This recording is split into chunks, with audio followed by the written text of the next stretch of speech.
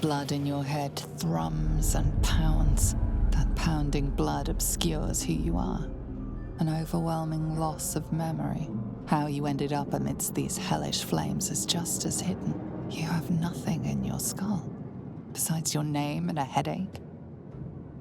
But you are in danger. The torturer behind this cruel prank will meet your malice when you get out of here. Killing. Now that sounds like your first good idea. This is the pool that thing came from. The parasite now writhing behind your eye. You notice nothing more than meets the eye.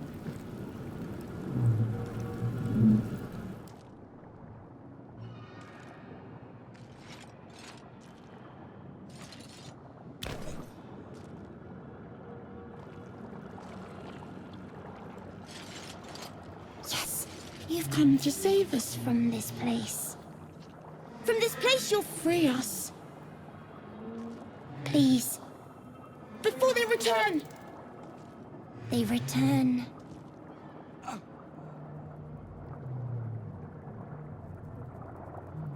A newborn. Born new from this husk. You realize you're talking to an intellect devourer, a minion of the mind flayers who abducted you. The enemy. So many enemies. Remove us from this body. From this case. Free us. Please.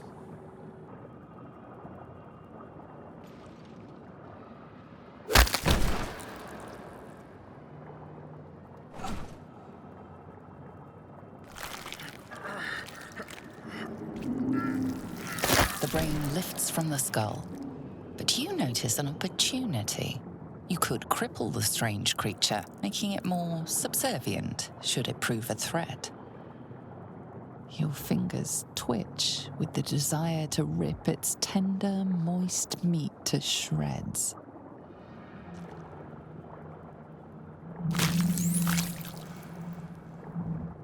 The creature seems unaware of your interference. It relaxes in your hands.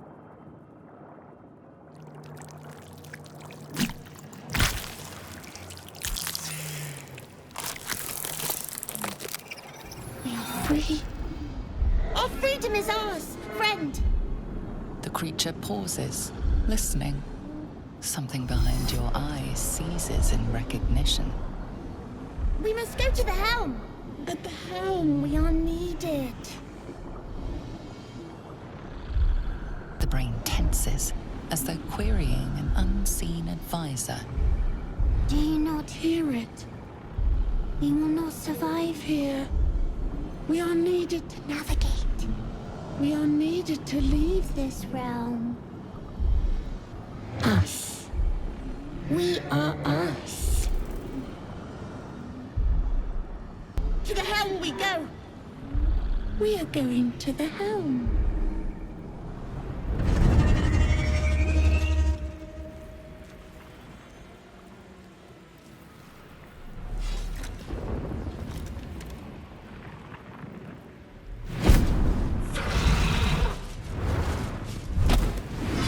Abomination. This is your end. Your head throbs and your skin tingles. Visions rush past. A dragon's wing, a silver sword, and a flash of your face seen through the strange woman's eyes. Oh. My head. What is this? Skvar. You are no thrall. Vlaakith blesses me this day. Together, we might survive. We carry mind flayer parasites. Unless we escape, unless we are cleansed, our bodies and minds will be tainted and twisted. Within days, we will be Geich, mind flayers. We can do nothing until we escape. That must be our priority. First, we exterminate the imps. Then we find the helm and take control of the ship. As for that thing, it will remain tame as long as it believes we are thralls. It may be of use in the fight to come. Dazed woman is trapped inside the pod. She doesn't notice you. As you place your hand on the pod, you hear something.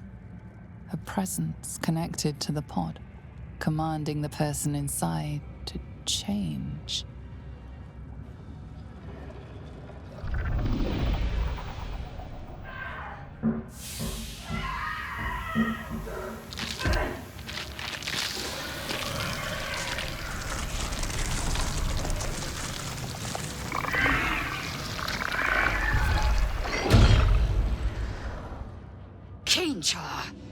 Changed at the pull of a lever.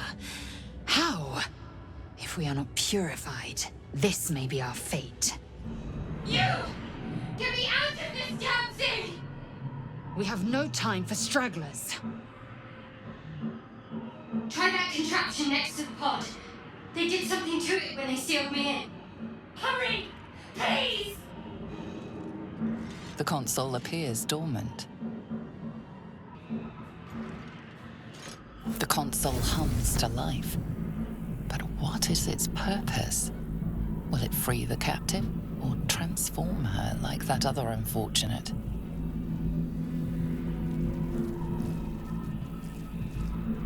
Suddenly, you feel a hideous squirming in your head.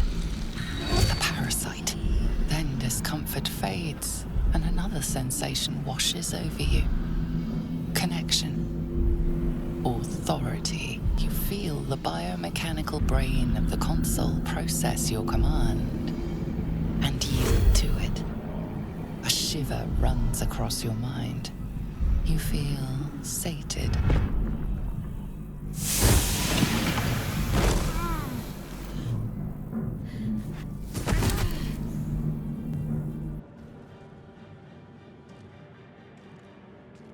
I thought that damn thing was going to be my coffin.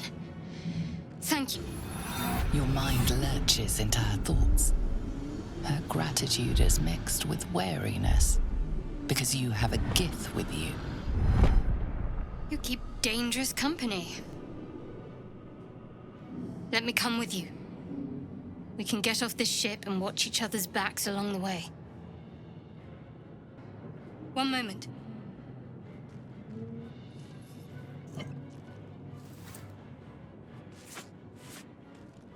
Finally. Let us make for the helm. We've wasted enough time already. She's right. Lead on. We are nearing the helm. Once inside, do as I say. Who put you in charge? I'll trust my own judgment. Cane Yank.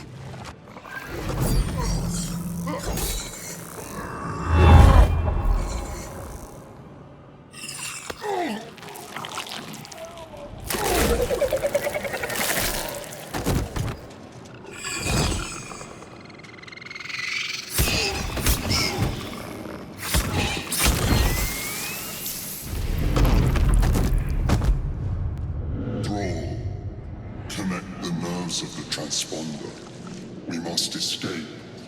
Now. Do it. We will deal with the Geich after we escape. Connect the nerves. Nerves! We will connect them.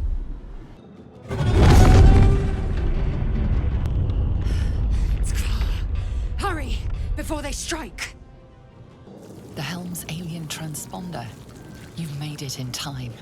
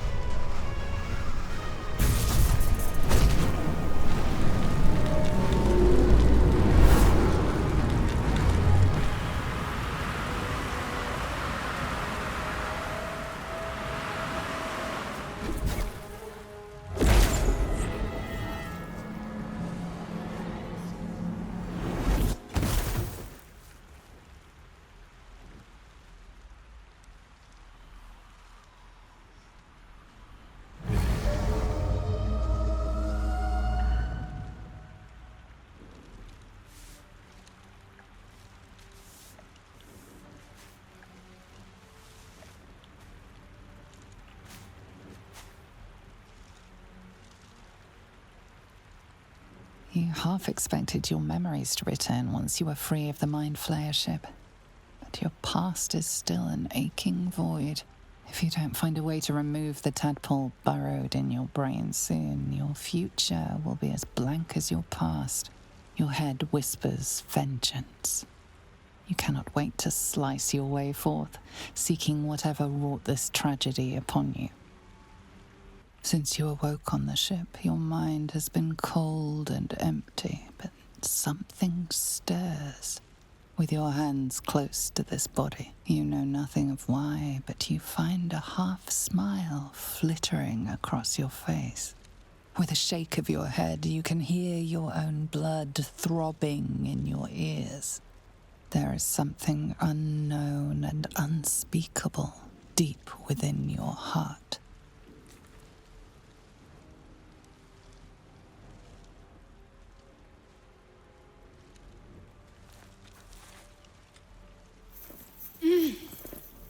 You're alive.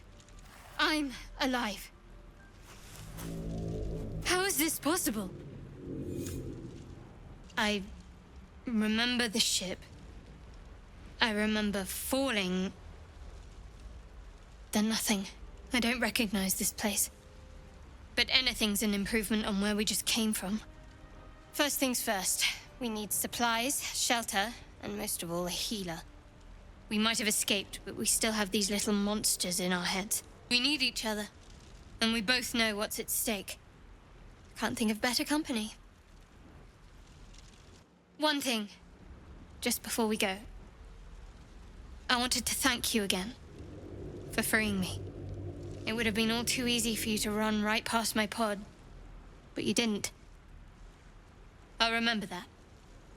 Lead the way. Hurry! I've got one of those brain things cornered. There, in the grass. You can kill it, can't you? Like you killed the others? There. Can you see it?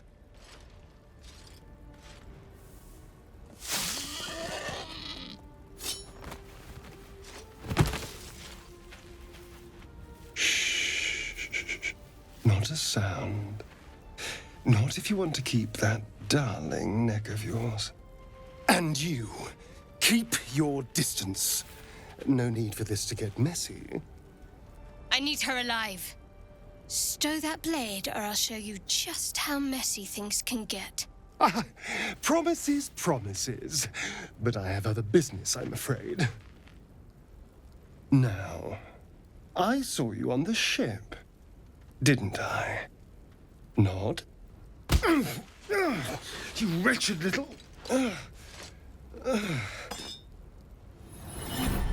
Your mind twists. You're looking out of unfamiliar eyes, prowling dark, busy streets. You try to hold the memory, but it fades to the worm. The light, the fear. What was that? What's going on? The worm. Of course. That explains things, somewhat. And to think, I was ready to decorate the ground with your innards. Apologies. My name's Astarion. I was in Baldur's Gate when those beasts snatched me. These worms are already affecting me. I can feel it. Now, what to do about it? You know, I was ready to go this alone, but maybe sticking with the herd isn't such a bad idea. And you seem like a useful person to know. As he joins your side, your mind dances with thoughts of a perfect, pretty corpse. You approach the dying monster. This is the thing that abducted you. You could end its life here and now, if only you didn't feel compassion. Compassion? Yes, you feel hate, and you deserve to be punished for it. You should be whipped, made to bow before this creature in shame. It's possessing your mind, forcing you to love it. But then the feeling slips. The creature's mind seems to focus elsewhere. The monster lies exhausted, defeated. Its eyes, wet orange pearls, radiate malice.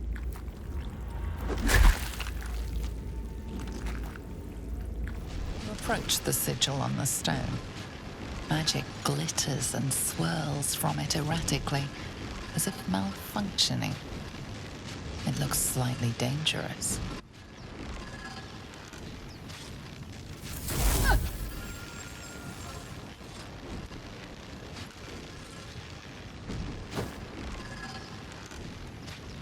A hand? Anyone?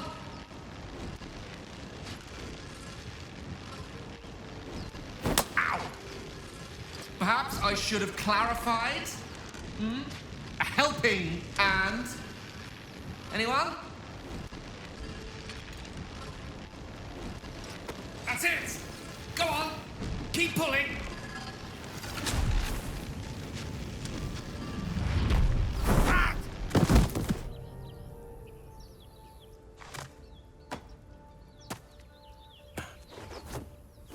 Oh. Hello.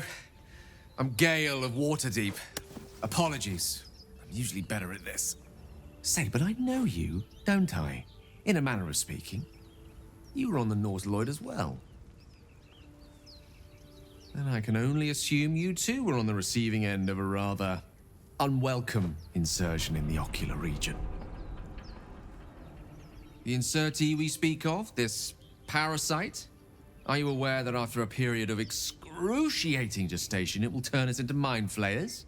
It's a process known as ceremorphosis, and let me assure you, it is to be avoided. You don't happen to be a cleric by any chance, do you? A doctor? Surgeon? Uncannily adroit with a knitting needle?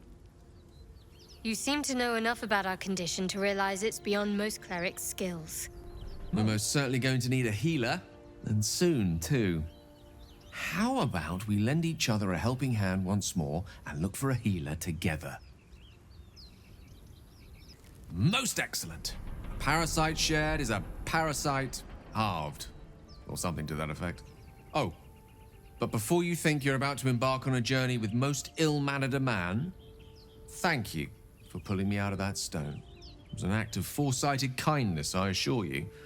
For I have the feeling ample opportunities will present themselves for me to return the favor. You're both twice as tall as me, but have half the bloody backbone! But we don't know what that thing even is. And what about the crypt? I'm telling you, it's a ship. And the crypt can wait. Mari and Barton have been trying to break in for days. Now Well, in that case, come on you lot. No point in getting killed. Second worm gets the cheese and all. Second mouse gets the cheese, no? Nobody's getting any damn cheese! Now move it! Thank you, Gibblebuck. Everything all right out there? You sound a bit shaken, boss. Hang on while I find the key.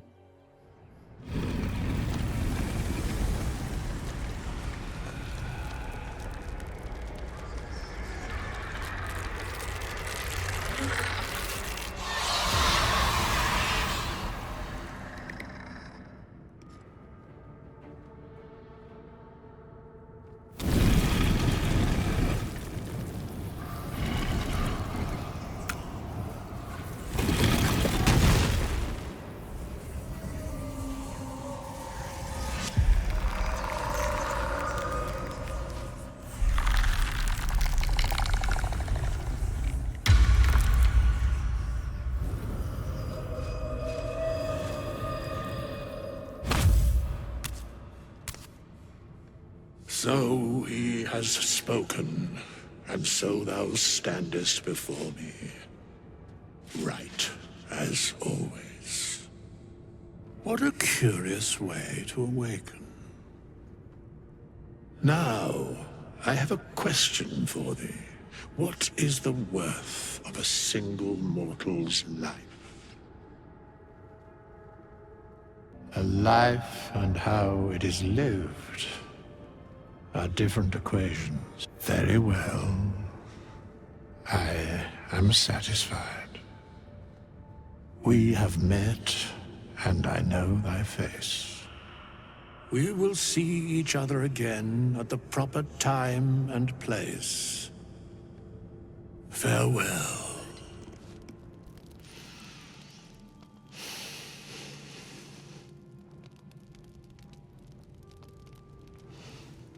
Go to hell.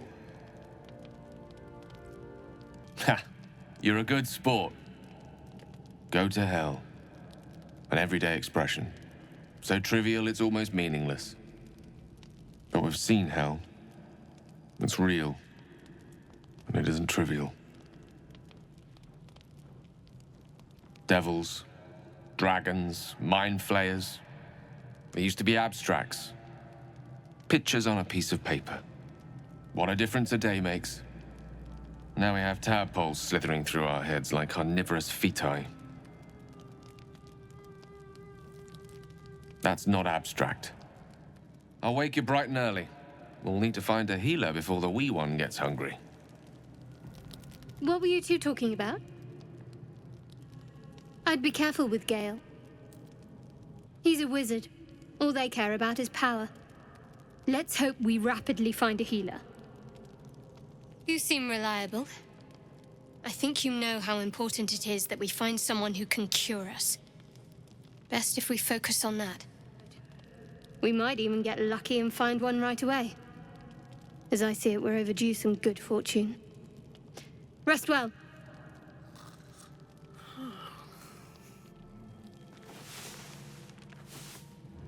We meet again, as predicted. I shall be here in thy camp for whenever thou hast need of my services, a mending of the threads between life and death. Should thou or any of thy compatriots perish, I will cleave soul to body once more. Such is life. Outrage leading to a singular end.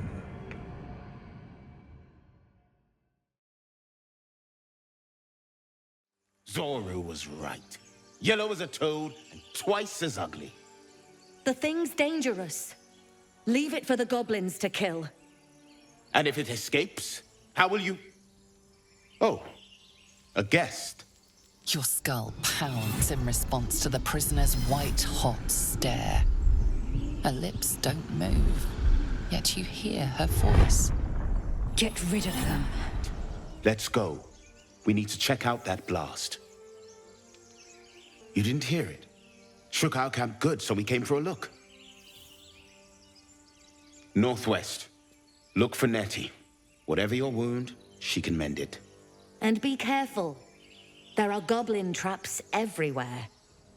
Nymessa, come. Enough gawking. Get me down. The tadpole hasn't yet scrambled all your senses. Auspicious. But the longer we wait, the more it consumes. My people possess the cure for this infection. I must find a creche. You will join me. Careful. She obviously sees your kindness as weakness. Don't let her take advantage. Githyanki protocol is clear.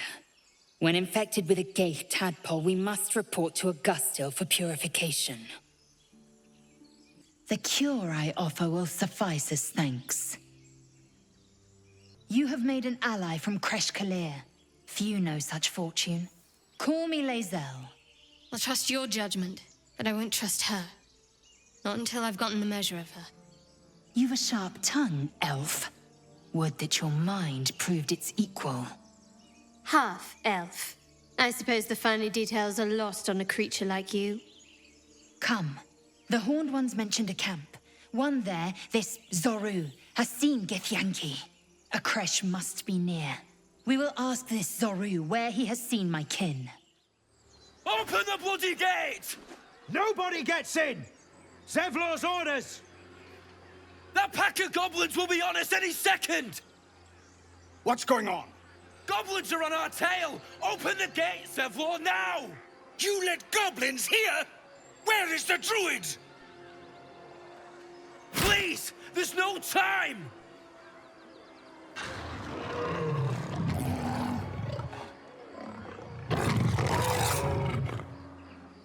By the 9 hells! Open the gate!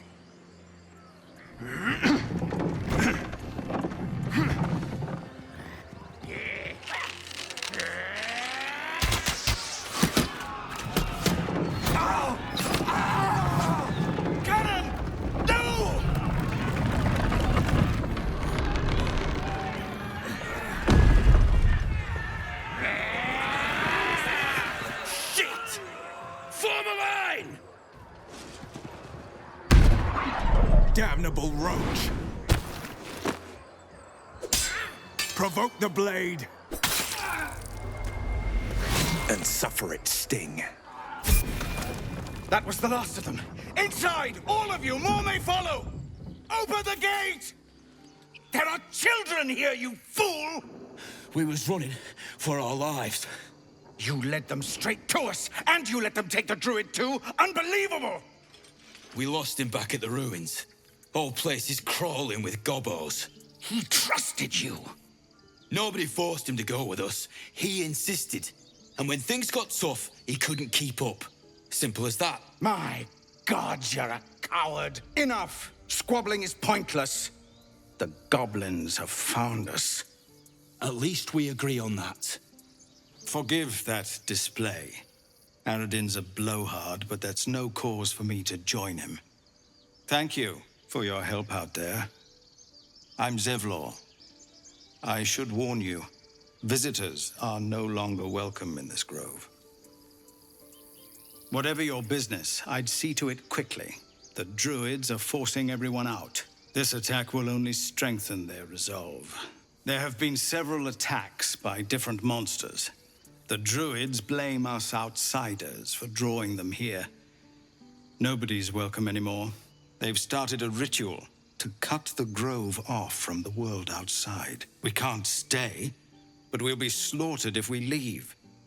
We're no fighters. Their new first druid won't even see me. You, though... I know it's not your business, but she owes you for saving this place. Perhaps you could persuade her. For more time to prepare, if nothing else. The druid Halsin's a renowned healer, but he didn't make it back from Aradin's expedition. If it's not too serious, you could try his apprentice Nettie. She's with the other druids in the inner grove. They've withdrawn there to prepare this damn ritual of theirs. We'd owe you a great debt. If we're forced to leave now, we won't make it to the city. You'll find the druids at the heart of the grove. Please, make them see sense before more lives are lost. Hells! We can't just leave. They're kin! I'll not gamble our lives, our futures, on people who are as good as dead. We must leave for Baldur's Gate at once. Can we all just take a moment, please? What's the point in blades and spells if we don't bloody use them? We should stay! These people aren't fighters. We can help! This isn't El Terrell, and I'm not responsible for every damn tiefling in the world! Just be responsible for yourself, then. We have to stay. It's the right thing to do. Zerg. Fine. We'll stay. If we survive, it'll make for a good story, I suppose. Thank you, Roland. If it ain't the fearless goblin slayer, you sure you want to be seen with me? I ain't exactly popular with this lot. Yeah, you really saved the day, swooping in and playing the hero. Now I'm gonna take the blame for leading the goblins here, and losing track of the bloody druid. Halsin, he's a leader around these parts. Or was. We've got a contract to track down some relic, and he wanted in on the job. Eyes lit up when he heard about it. Didn't work out, though. Goblins got him when we were turning tail. He's either digging latrines or boiling in a cookpot by now. Job's all yours, if you got a death wish. There's a wizard in Baldur's Gate that'll pay gobloads for a relic, supposedly buried round these parts. But gold ain't any use if you're too cold to spend it. It's called the Night Song. Supposed to be hidden under the temple where the goblins jumped us. I'd give you the map and wish you a happy funeral, but my mate Brian kept hold of it like his own todger. Goblins made sure to the fat old chunk. All I've got's the contract. It'll show you where we turn back, if you feel like dying. Go on. Give me your best shot.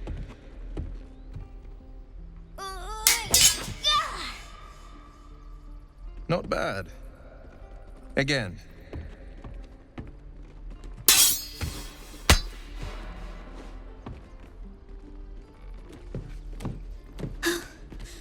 I can't do it.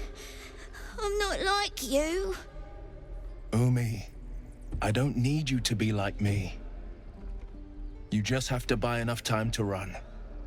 Come on. I believe in you. You can do this. You're on the right path, Umi. Go on now. Practice what you've learned. Well met. The Blade of Frontiers at your... The man's smile bends downward, and his thoughts become yours. You are the Blade of Frontiers racing through the wastes of Avernus. Just ahead, a diabolical figure, red skin, single curled horn, blazes with flame, bloodied great axe held high. Hell's great fires. You were on the ship. Better friends than the ones hitching a ride in our skulls, at least. I'm sure you know the stories. Doomed to shed our skin and become illithid. They say there's no coming back. But we haven't sprouted any tentacles. Not yet, anyway. Could just be good luck. I'm not so... Your minds collide once more. Will chases the fiend ignited with rancor. She is an infernal war devil. A threat to the living. Evil incarnate. Shit! You saw her. Advocatus Diaboli. Her name is Karlach. An archdevil soldier I swore on my good eye to kill. I tracked her through the hells to the Mind Flayer ship, but the damned illithids infected me before I could end her. She's out there now, preying on the innocent. I don't kill her, she'll leave behind nothing but a trail of corpses. A tadpole feasts on our skulls, and you're signing on to chase devils. I've seen your people in battle. I reckon you are no mere warrior, but a god's damned army. I'd be a fool to let you turn your back. Pledge me your talents, and I'll pledge you mine. I'll presume that's Githyanki for yes. Now let's move. The famous Blade of Frontiers in the flesh. Clever, this hero act you've got going. Hero, Blade. Name strangers gave me. My friends call me Will. Excellent. If we ever become friends, I'll know what to call you. Oh my. This is going to be a fun journey.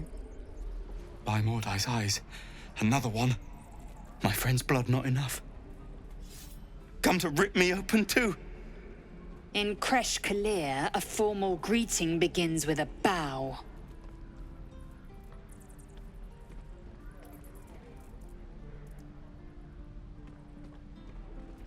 Lower. You dare interrupt? Has the tadpole ravaged your senses?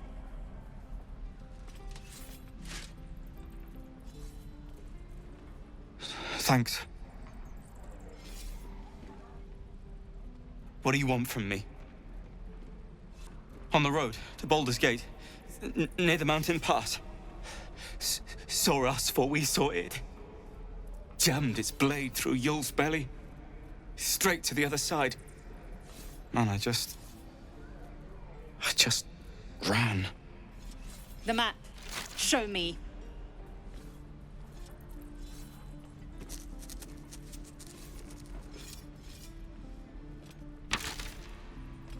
God. The last time a subordinate questioned my judgment, I ate tongue stew that very night.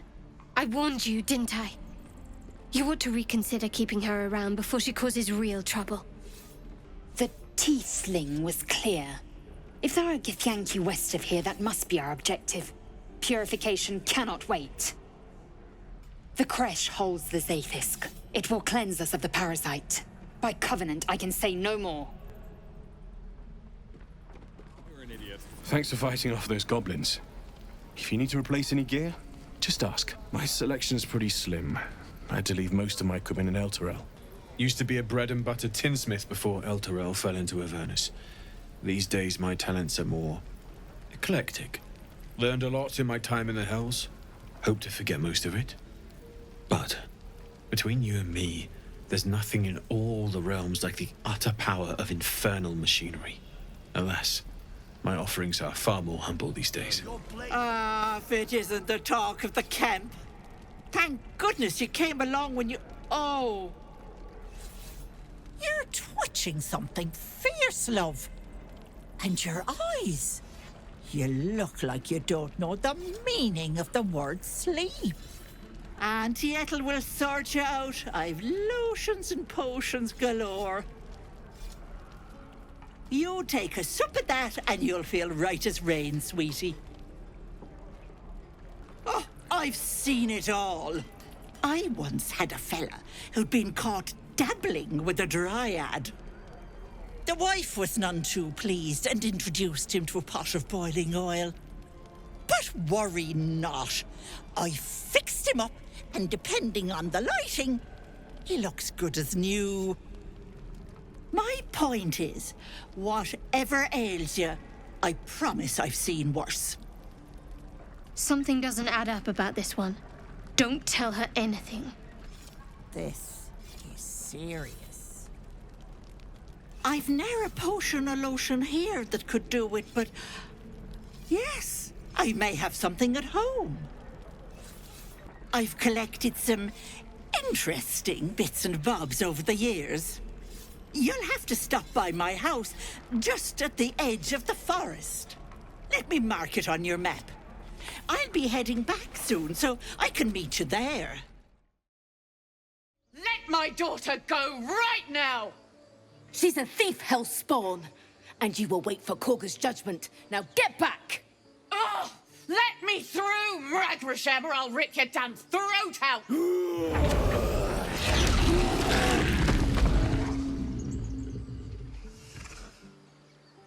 We need to get Arabella out, now! You heard the guards. They're waiting on Korga to give word. I'd sooner trek through the 9 hells than trust that snake! Ugh! Arabella tried to steal their idol. Druids lost their damn minds about it. They need it for their precious ritual. Oh, it's all my fault. I told her I wished the wretched thing would just disappear, or better yet, explode. Now Arabella's being judged by a bunch of druids who hate us. That's not right.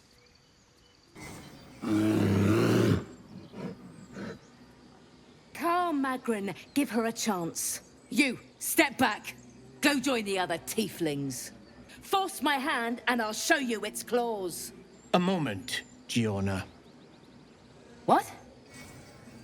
Oh, I understand. You. Apparently Korga wants to see you. Go ahead. Hostes subeunt, protogenos, muninos. Agene culamur en umbra tua pater aborum. Defende nos ab imminentibus equilibrio tuo.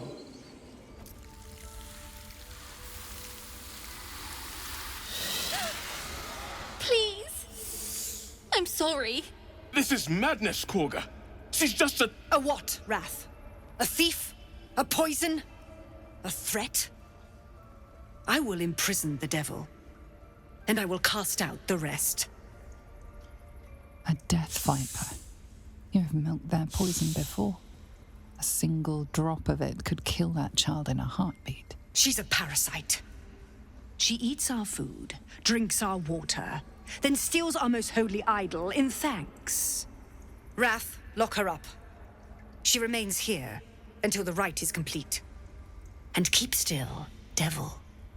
Tila is restless. Come, Korga.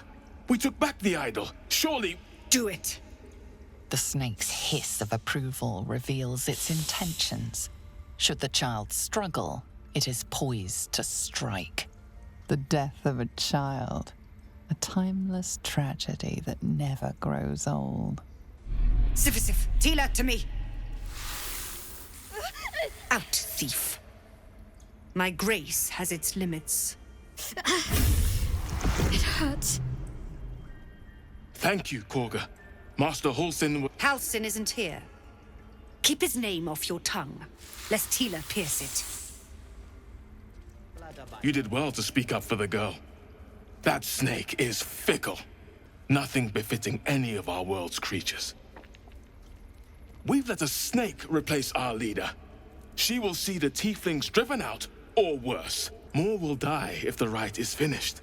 So many more, sent into a world gone mad. Halsin is an elf with the presence of a bear. He left west with the adventurers. You won't mistake the first druid for anyone else. Go on. Say it. You think I'm a monster? Monster? Too kind. A demon, more like. Yes, you would say so. I know your kind. You see only villains and victims. A viper bears her fangs defending her brood. I call her mother. You call her monster. No matter. I took back the idol of Sylvanus, and the rite is resumed.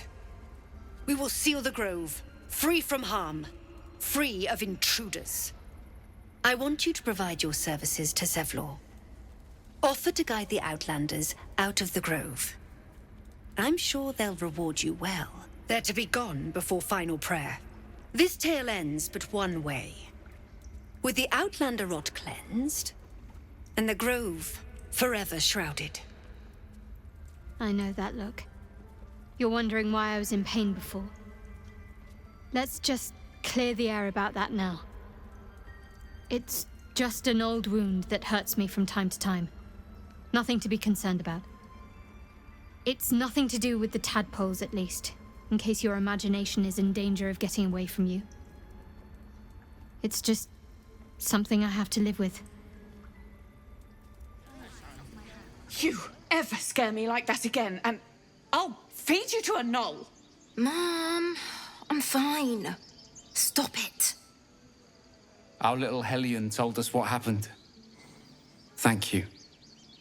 Don't know what we'd do without her. Yeah. I mean, thank you for helping me. I heard what happened. Thank you for protecting the child. If the druids are this far gone, then it's not just goblins we have to fear. So we can risk violence here, or face it for certain on the road. Quite the choice, isn't it? It's Korga's influence. Without her twisting things, I believe the druids might see sense. A low thought, but I'd be lying if I said I hadn't considered it. But the druids would slaughter us. We'd have to get close to Korga, within striking distance. I can't manage that, but they've already let you pass once. You'd be well rewarded for the risk. But if that won't sway you, there's nothing more to discuss. I see you. Just give me a moment. This medicatrix. There. It's up to her now. Life or death. Now, what was it you needed? Come here. Let's have a look at you. You seem healthy enough. A bit tired round the eyes, maybe. Come, follow me. I might be able to help. This one had the same problem as you. Attacked us in the woods together with some goblins. Tadpole crawled out of his head soon after.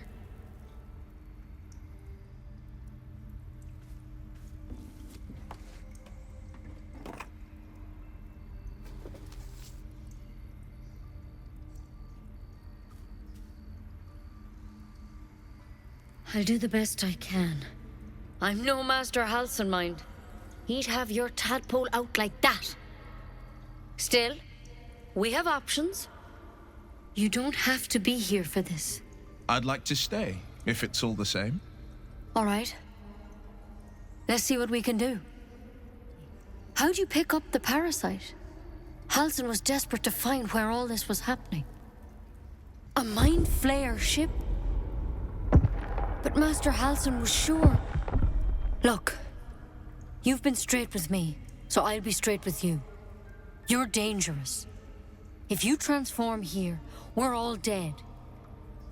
But you seem like a good soul. You deserve a chance to save yourself. This is a vial of wyvern poison.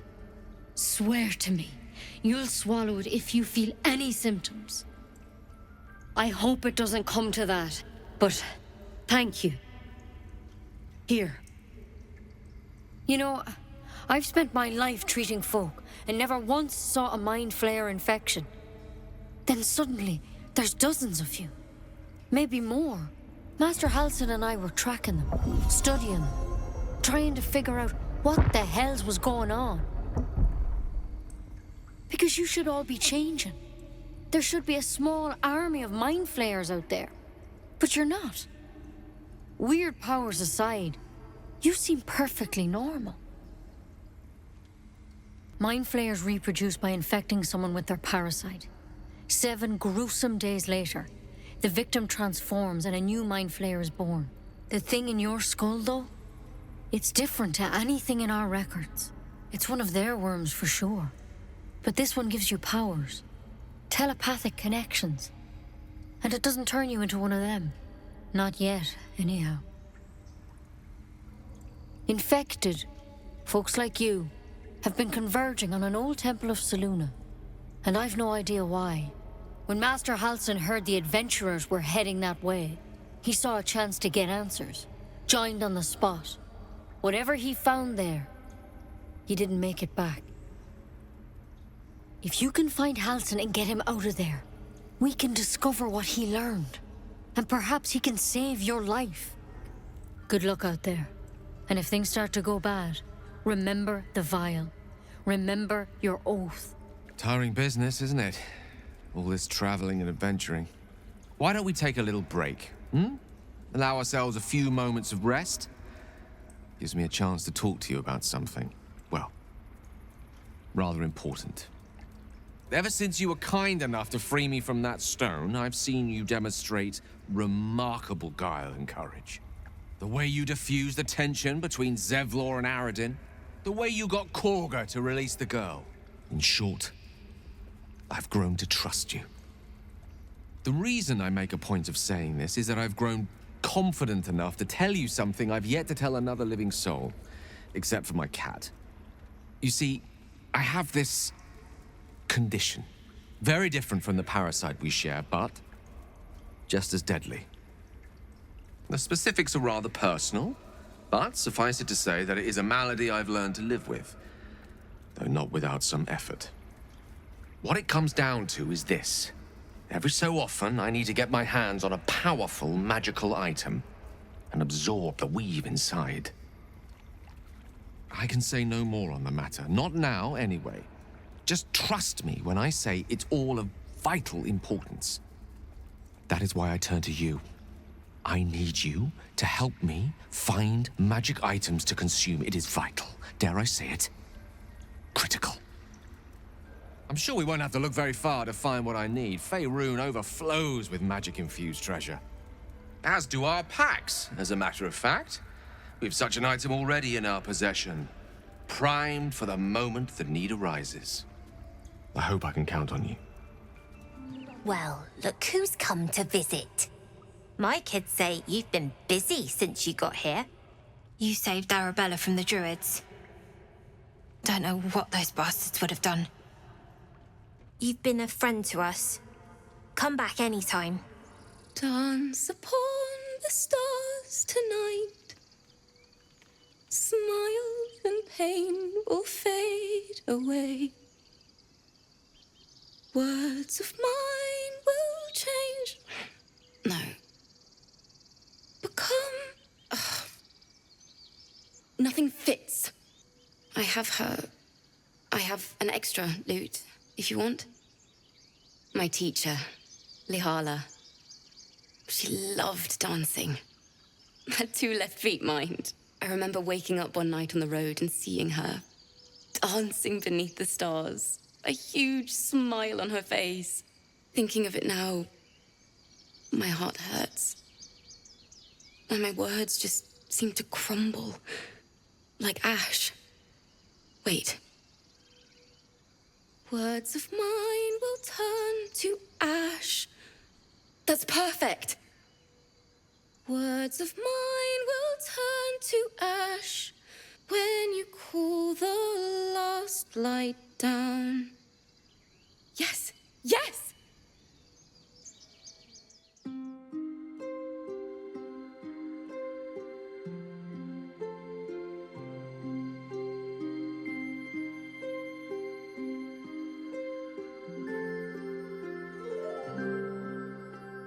Dance upon the stars tonight. Smile and pain will fade away. Words of mine will turn to ash when you call the last light down.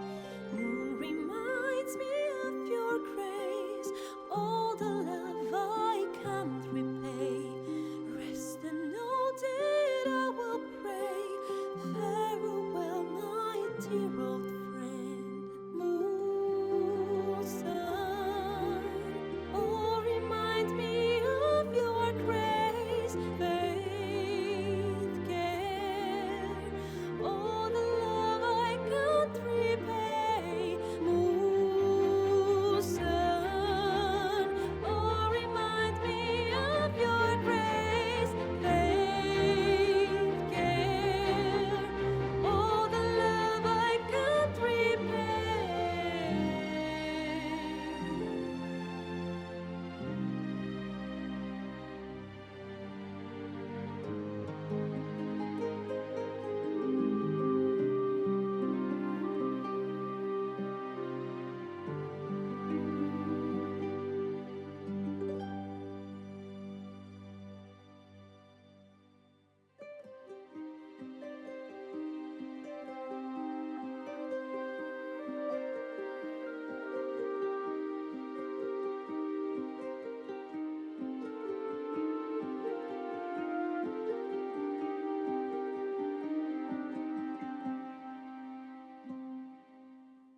Dance upon the stars tonight. Smile and pain will fade away. Words of mine will turn to ash when you call the last light down. Moon reminds me of your grace. All the love I can't repay. Rest and know that I will pray. Farewell, my dear old friend. Dance upon the stars tonight. Smile and pain will fade away.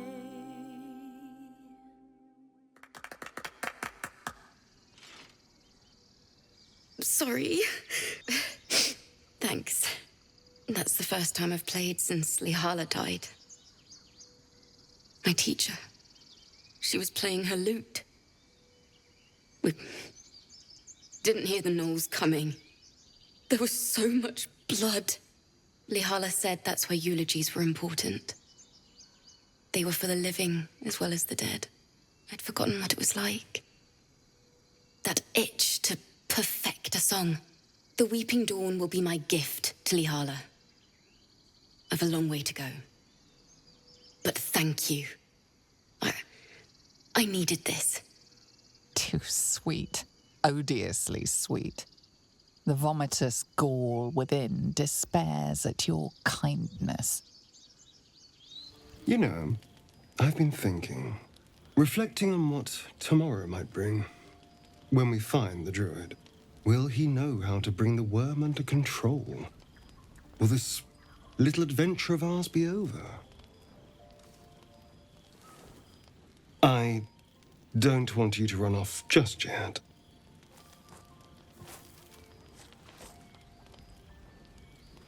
You're quite the ally, after all. Traversing Avernus, surviving the crash, surviving everything that's followed. I'm not easily impressed by people, but you're stronger than I gave you credit for. We're more similar than I thought. Oh, I was leagues away. I just need to get some air, clear my head. I'll see you later, I'm sure. Sleep tight. Finally, some good fortune. Come morning, we know what to do. The sooner we find the Druid house in, the better. I can't wait to get rid of this thing in my head. These parasites are proving suspiciously benign. If we're to make it through all this, there can be no room for hesitation. You're doing well. It's a beautiful night. I think I'll stay up to enjoy it while I still can. Rest well.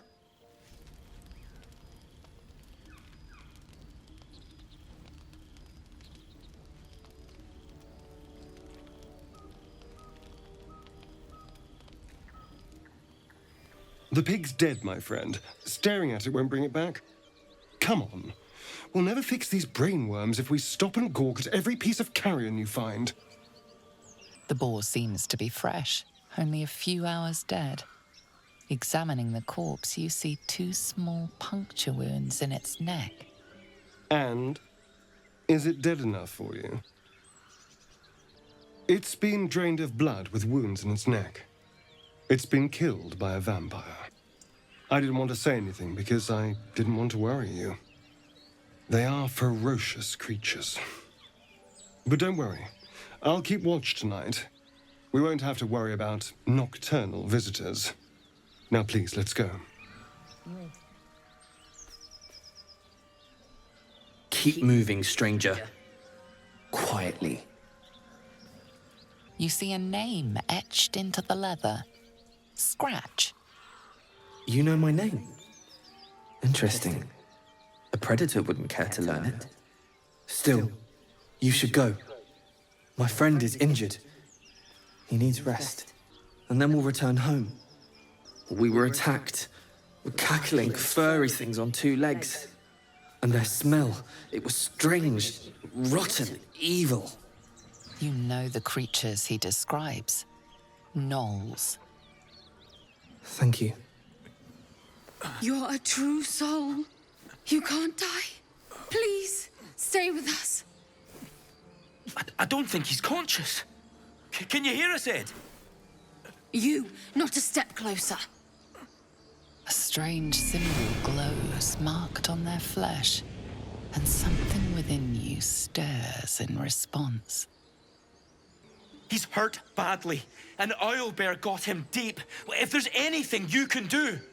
I'm watching you. The injured man locks eyes with you. A familiar squirming churns in your head.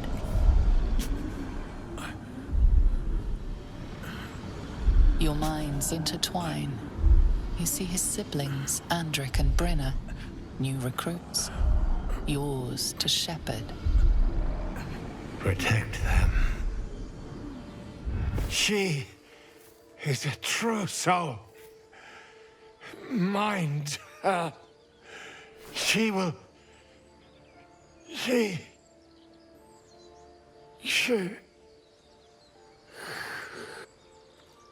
Edwin!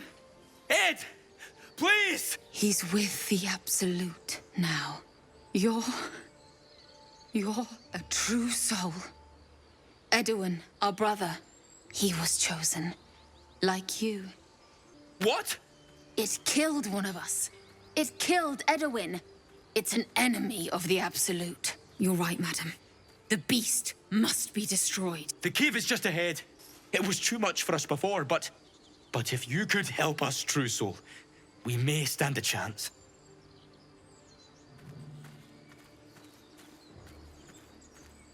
Strange power resonates within the corpse. It calls to you. Most corpses feel like toys before you, to be played with and discarded when you tire.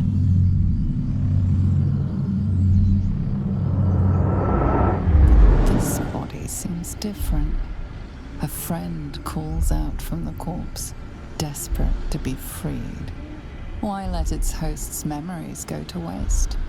The tadpole has absorbed it all. Its experience could nourish you, strengthen you.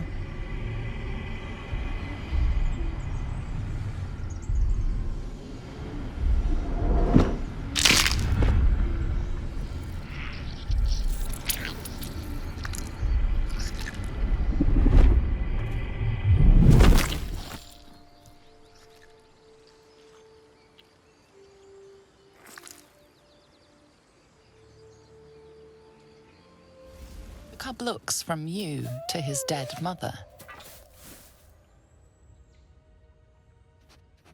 Wake.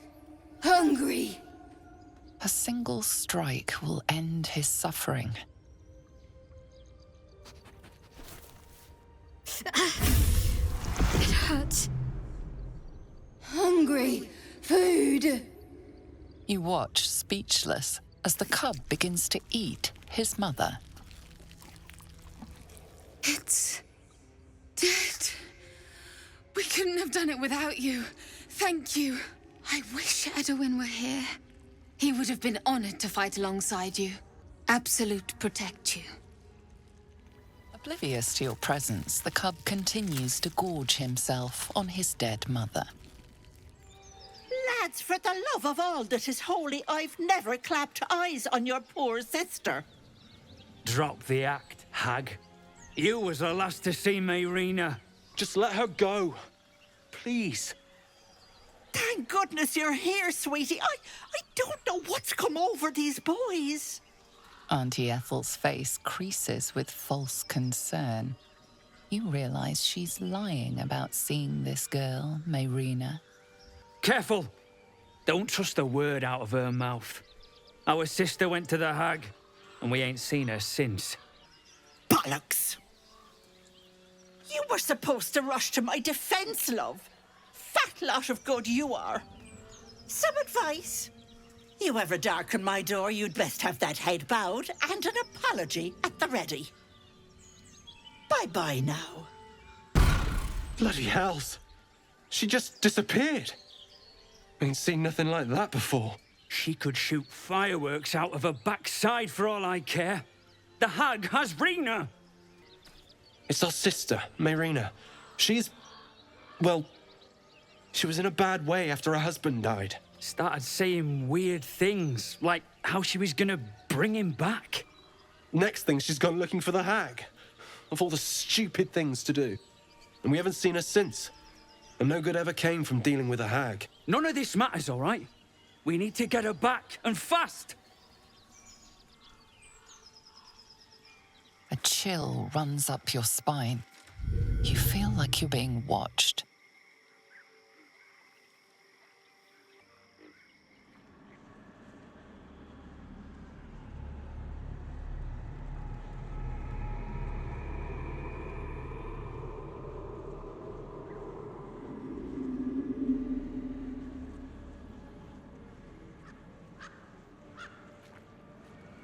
Ah, stranger. Forgive the aroma. You catch a waft of something foul, metallic, and sickly sweet. Powdered iron vine. An old hunter's trick. Most monsters will think twice before making a meal of me. You're a monster hunter? I'm surprised. I thought all Ger were vagrant cutthroats. And more. We steal chickens, curse your crops, seduce your daughters, the list goes on. I'm hunting a vampire spawn, and it's a little too bright for you to be my prey. I fear he's gone to ground. I hope the hag of these lands can help me flush him out, if I can afford her blood price. A vampire spawn? Why? It is a sacred mission from the head of my tribe. She sent me here to capture the beast and return it to her. Capture? And bring it where? Baldur's Gate. My people wait for me there. I've crossed paths with your people before, you know.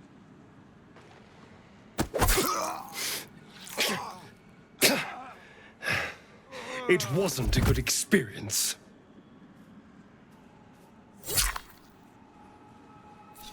That bad. Let's go. We've wasted enough time talking. I don't want a crumb left on that plate, girl. Auntie Ethel, please. One more bite and this pie is gonna come back up to say hello. Don't make me get the wooden spoon. You're eating for two, so get to it.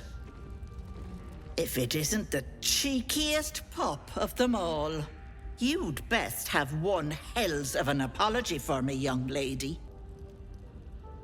You know, I was gonna give you a swift kick up the arse and show you the door, but I think you and I could have a bit of fun together.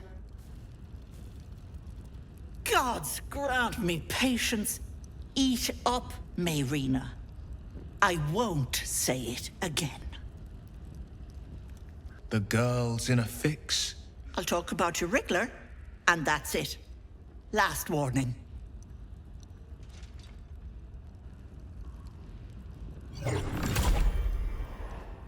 You want to play the hero so badly?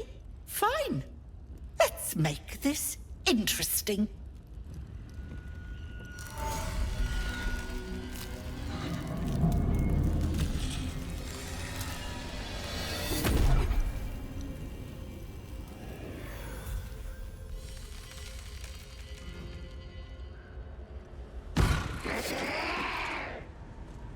You are as thick as they come, sweetness. This is my personal playhouse, and you don't have an invite. Get out! Has that wriggler eaten your brain already? Leave, or you'll end up in tonight's stew. You'll go nicely with Mayrina. She's already marinating. You feel crushing waves of fear as the presence within the door recoils. It can't let people through, not again. Images flash. A man cowering, a bag open at his feet. Gold coins spilling onto the floor. His cries for mercy are cut short as the hag slices into him, dismembering him painstakingly, limb by limb. She cackles, the man's remaining flesh twisted and contorted, becoming the twisted surface of the door before you. Flee, you feel it cry. A scene appears in your mind. 2 paladins and a cleric marching through the door, shrouded in the glow of the divine. Weapons brandished, they charge into the hag's lair. Screams of terror pierce the air. You let them in? Naughty. That's a decade for each. You're mine for 30 more years, petal. The door twitches, but stays firm. Its form flickers, and you realize that the door is transparent. You see the hag. She walks through the door, its form shimmering. The lightest touch of hope brushes your mind as the presence within retreats.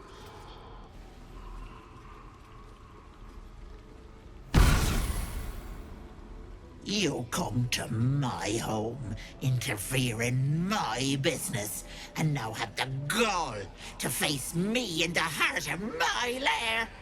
You petulant bollocks! I'll rip your spine out your asshole! I'll use your blood to spice my stew! I'll keep you alive until I've sucked the marrow from your bones. And then I'll bring you back and do it all over again. Just get out of here, please! You want thanks? A slap is all you deserve. Ethel was going to bring my husband back from the dead, and now I'll never see him again. Because of you. I was fine. She wouldn't have killed me. I had something she wanted. Just a bit longer and my child would have been born. And all this, all this would have been over. Auntie Ethel promised to give this child a good life. Teach them magic, even. More than I could have done. I always wanted to be a mother. I just never thought I'd do it alone. Now I'll have to drag Connor's coffin all the way home. It's the only way this child will ever meet their father. I hope you're happy.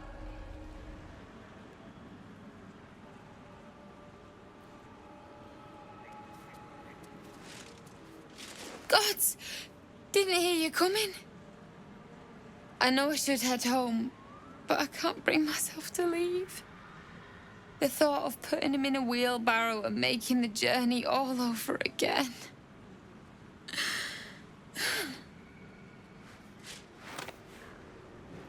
You feel a surge of power from the wand.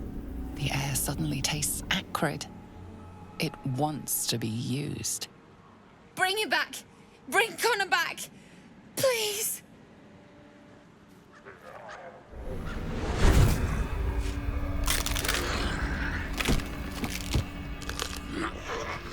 What? What's happening? Why is he still dead?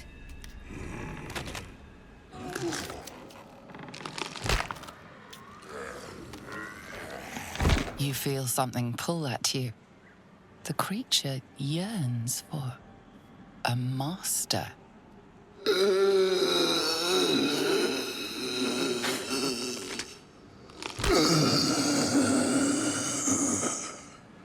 What have you done to him? I wanted him back. Back the way he was. Not this. Connor? Connor! I don't even know if he's in there. But he might be. And if he is, I'll find him and bring him back. Thanks. But we'll need more than luck. A bloody miracle, more like it. I'll find a wizard or something. Maybe someone in Baldur's Gate can help us. Connor always said you can find anything in that city. I'm so glad I found... Wait, it's me. It's Althera from the Grove. I'm sorry for barging in like this, but I had to come find you. You've... well, inspired me. I want to stand on my own 2 feet, to prove that I can be half the bard Lihala was. I want to join you, to fight by your side. I want to help people, as you've helped me.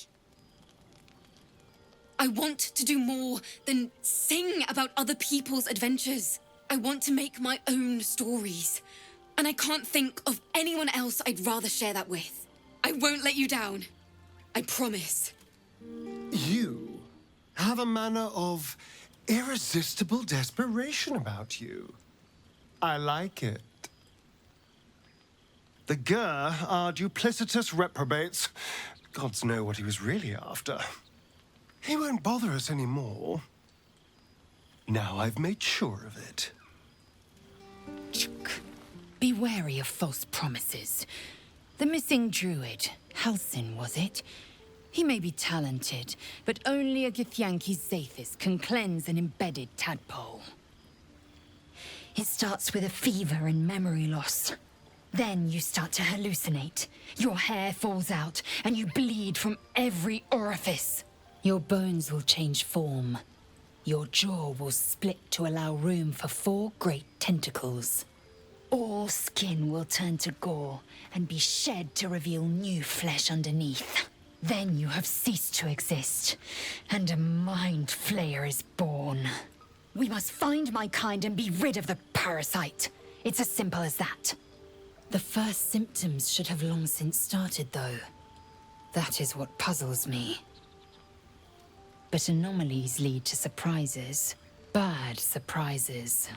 Ceremorphosis takes all of you. Mind, body, soul. An ordinary tadpole would eat at your memories until they were lost to the void. But our tadpoles are far from ordinary. I wonder if another factor's in play. The Blade of Frontiers at your calling. Karlach's fires raged in Baldur's Gate before she escaped to Avernus, as my source told it, and she was planning to return. One of the archdevils Zariel's own, Chaos Incarnate, a devil with pure fire for a heart. I made my way to Avernus to stop her. She fled from my reach, even climbed aboard the Mind Flayer ship as it screeched through the hells. I followed in close pursuit. I can't bear to imagine the lives Karlach might be taking, the damage she might be doing. My father once said, "One does not pursue a champion's life. One merely answers its call." So it was for me. I was hunting near the Cloakwood when I heard it. A child crying out from a lone farmstead. I found him in the fields, flanked by goblins.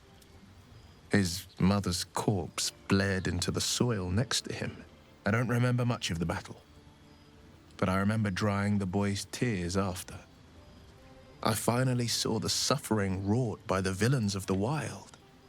The frontiers demanded a blade, and so I heeded.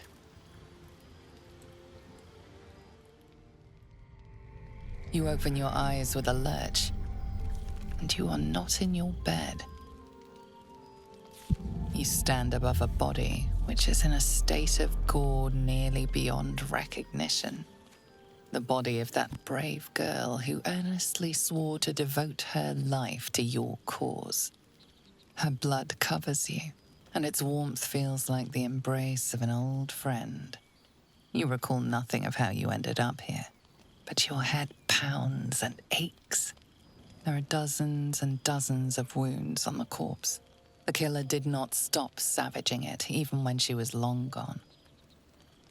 And your dominant arm aches. It aches from stabbing over and over. No matter how it appears, the body is there, and her blood is on your hands.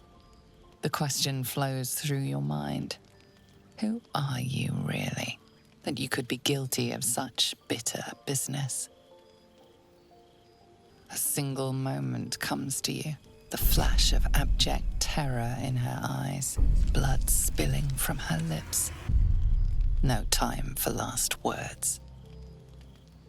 You may wish to hide from your past and but this body says it all. Your desires for cruelty will not hide from you. You don't have much time for reflection now. You need to act. You may only have a few moments before the others awaken and begin to cast blame for the hot sin before you. You scrub yourself until your hands are cold and raw. You can tell the blood is washing away, but your heart mourns its loss so dearly.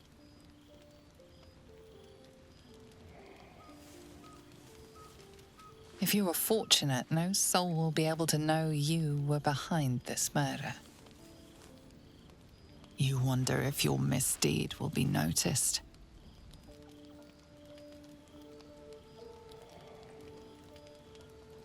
Another waif dead before her time.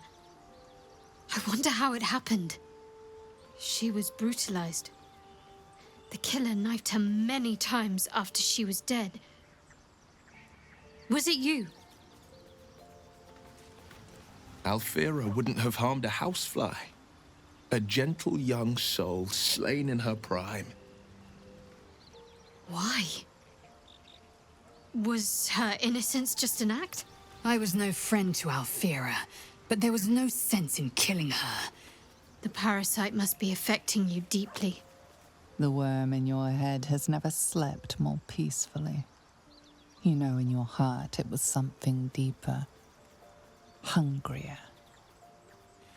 I'll be watching everyone in this camp like a hawk. Especially you. Even if it was the worm, this was peculiar indeed. I'll be watching. I won't miss Alfira, but I won't stand for chaos. Govern your hunger before it governs you.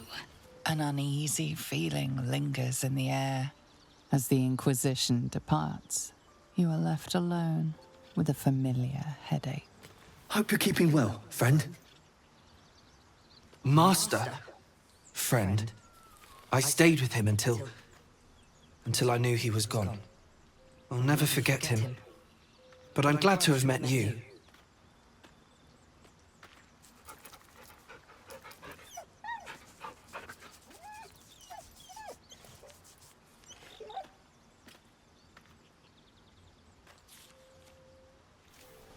Just so you know, I don't judge you for what happened to that bard, Alfira. But the look of guilt on your face was priceless. But you could have been more subtle about it.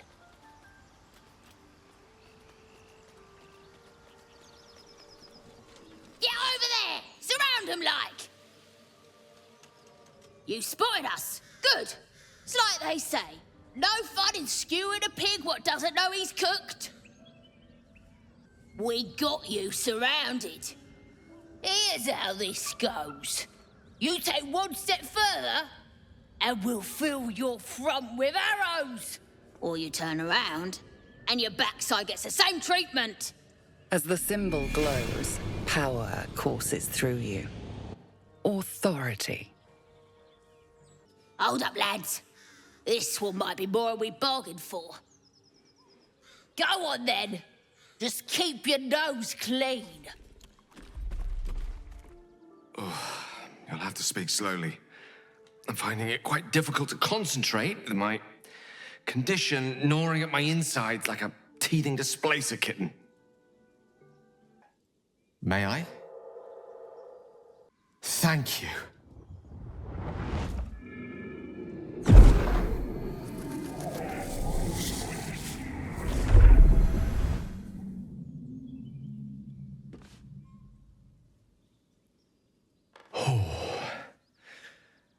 That hit the spot.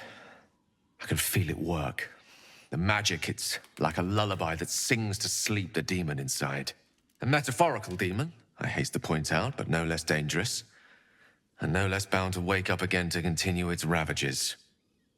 Such is the nature of all monsters. Sincerely, though, I understand I ask a lot from you with few answers in return. But in time, all will be told. My lady, I bow to your boundless kindness. Shadowheart's attention is fixed on a damaged old statue.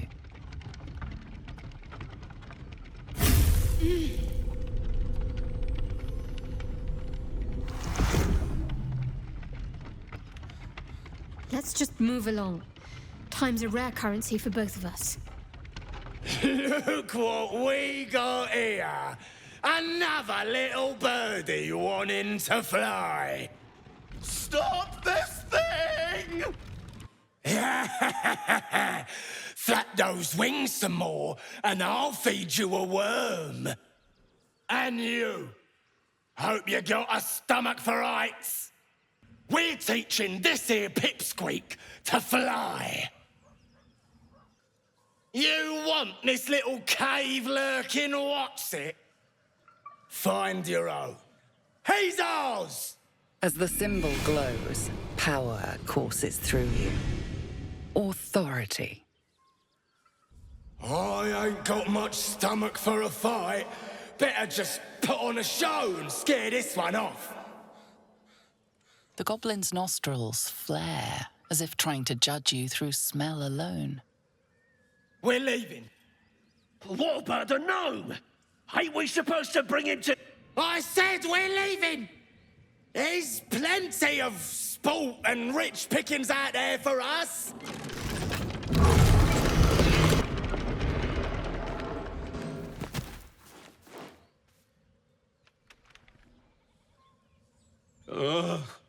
Magacabara. Those pustulant thugs. Well, get on with it. Take my pack, if you can find it. The only reason those goblins caught me was its weight. I'll travel lightly from now on. Deep gnomes aren't restricted to the Underdark, you know. I've lived in Baldur's Gate for years. I'm in search of a friend. I fear he's in trouble. See this? I gave it to him years ago before I left home. I found it around the neck of a thug in the lower city. It was speckled with blood. My friend, nowhere to be found. But I still have hope. I have reason to believe he's in the Underdark. Hopefully, I'll pick up his trail from there. I always help my friends. On that note, I bid thee farewell. If we should meet again, well, we will have met again.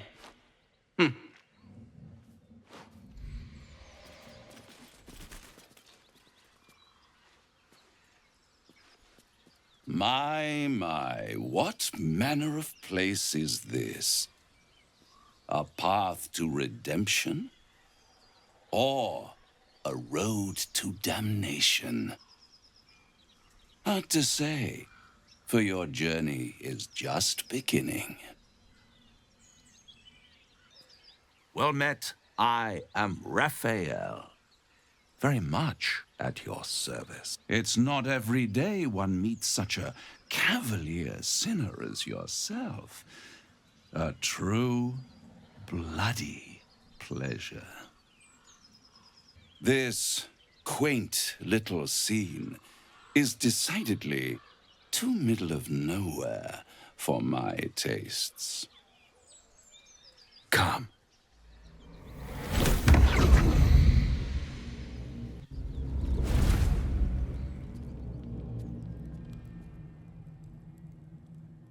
There, middle of somewhere. The House of Hope, where the tired come to rest and the famished come to feed lavishly. Go on, partake, enjoy your supper. After all, it might just be your last. Are you not entertained? Well, far be it from me to disappoint.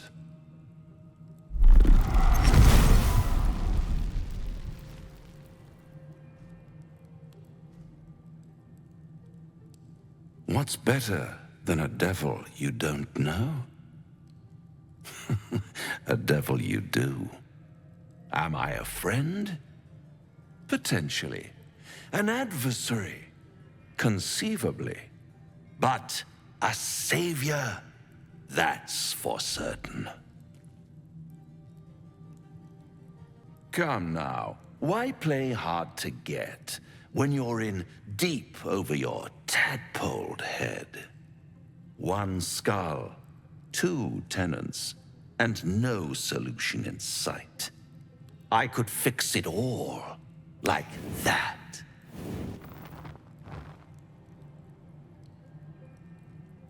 I have a feeling you'll change your mind before it's changed for you.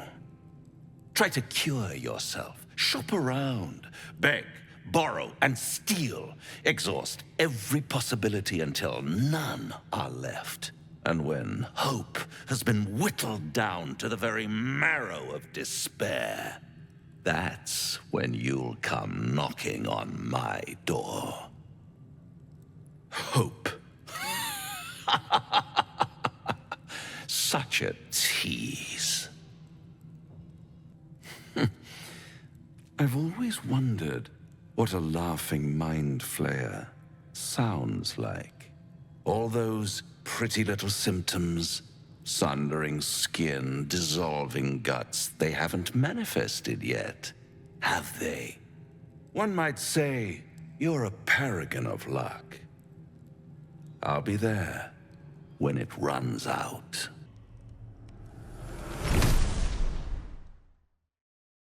Do you feel as flattered as I do?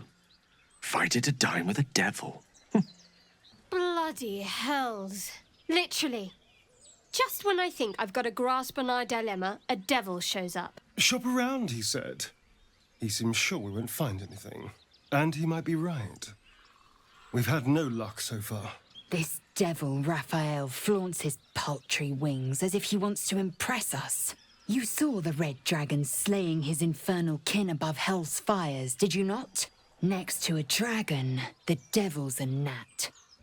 Yes, they offer you an apple, but they're the worm that lurks within. Still, don't let his bluster fool you. All that talk of desperation, it merely illustrates his own. But all that, take your time, I'll wait, nonsense. He's playing with us. He reminds me of, well, someone I used to know. Someone that liked to play with people. Now, as for this Raphael, he knows our secret. He claims he can help. What do you make of him? I think he wants something from us. Badly. And in that knowledge lies our opportunity. Refuse him no matter how tempting the offer, no matter how delicious the feast he lays out for you. The cost's always too great. No doubts at all. He seemed powerful and very knowledgeable about our problem. Not the worst prospect we've stumbled across. As long as you can look past what he is. But he's not the only one spinning a web for us. This is no ordinary mind flayer parasite. Who tampered with it, and why? What do they have planned for us? And why are we important enough that a devil comes knocking on our door? Fact 1, there's something very strange and very powerful about our tadpoles. Fact 2, a devil offers to take it away. Devils aren't known to aid mortals out of simple kindness. Whatever Raphael wants, we must be the key to getting it, along with our tadpoles. When I am Kithrak, I will take my Queen Vlaakith his head as a trophy. That's what I wanted to hear. I know people who work much like our new acquaintance does. You don't need a scourge or a rack to break people. Fear and self-doubt is sufficient. When actual pain comes, the victim's already done the heavy lifting for their torturer. There were no right answers with that devil. He was toying with his food, us. You might think you'd give up anything for a cure. But the devil won't take just anything. He'll take everything. No matter. We've dealt with every other oddity thrown at us lately. We can handle this one too. Who's there? Please, keep your distance. You're welcome to shelter here, but we've grave injuries to tend to. We are paladins of Tyr, Lord of Justice. He sent us after an infernal being, straight out of the Nine Hells, hiding in the form of a one-horned tiefling. One horn? Then you mean Karlach, Archdevil's bootlicker. You know her, which means you know what the Fiend is capable of. She slaughtered countless refugees fleeing the Absolute. Yesterday, she butchered an entire family without mercy. We were lucky to survive our encounter with her. This could be the work of a devil, but they collect souls through cunning, not carnage. She ran toward the river when she saw we were merely wounded, not dead. Down the hill from here. This is the Sword of Justice, blessed by Tyr. I've wielded it since I swore my oath. It's all I have, but it's yours if you stop her. Bring me her head, and Tyr will consider her crimes repaid.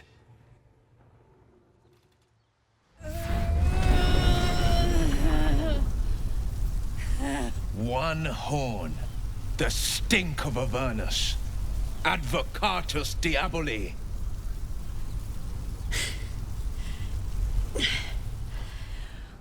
Well, I'll be God's damned. The Blade of Frontiers. Thought I'd shaken you for good. That'll teach me to underestimate you.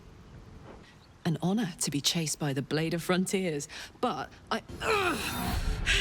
A great heat roars through you. Her heat, fiery as the hells. Then you're lost in visions of demonic armies as you tear through a landscape of fire and blood, the Blood War. You saw it from above as the Nautiloid passed through Avernus. This woman was on the front line. What was that? Evidence. Proof that you're a devil. A gladiator in the Archdevil Zariel's army. I can explain, but it's a whole situation. If you just hear me out... Another vision.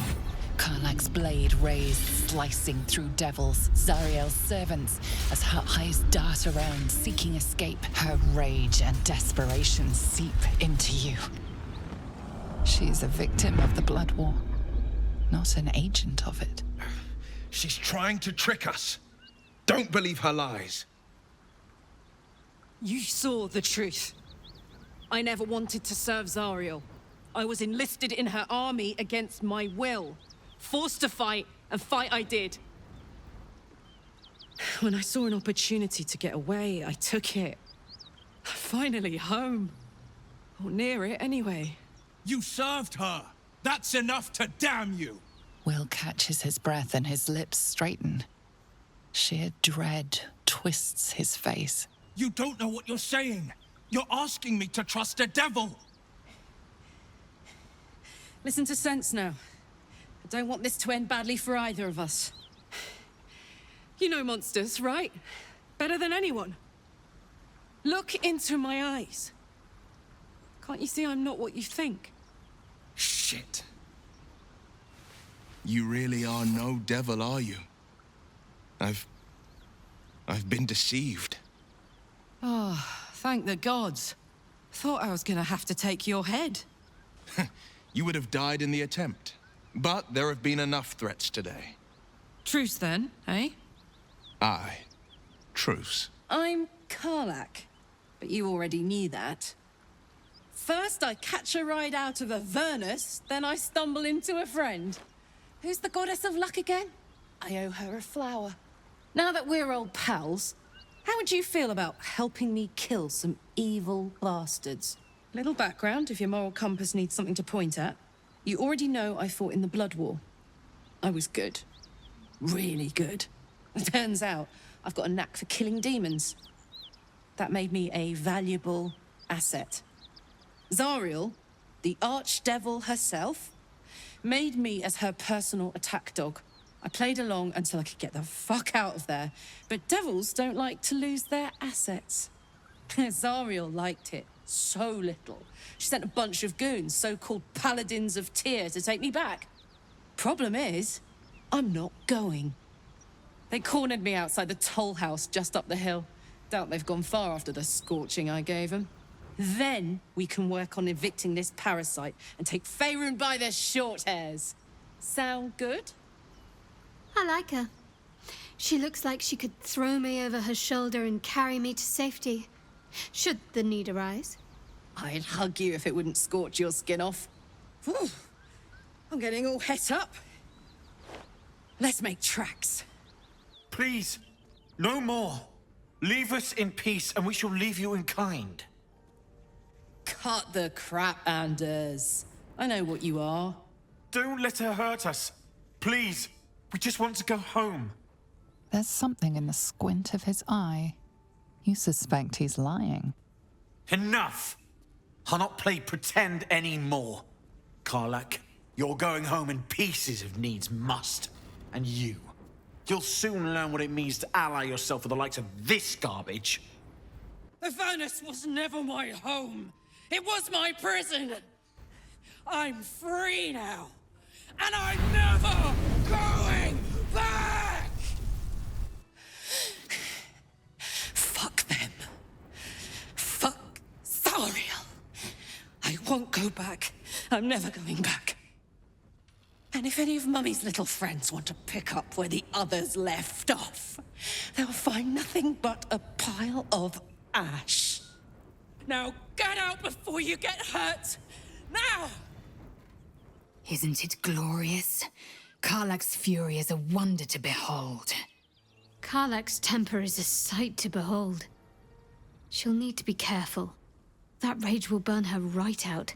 Karlach's all fire and fury. I pray to the Triad it doesn't consume her. Whew. Had to let off a little steam after facing off with those ignots. Granted, the fire's lasting a little longer than it should. Hear that? Infernal engine for a heart. Lets me burn as hot as the hells.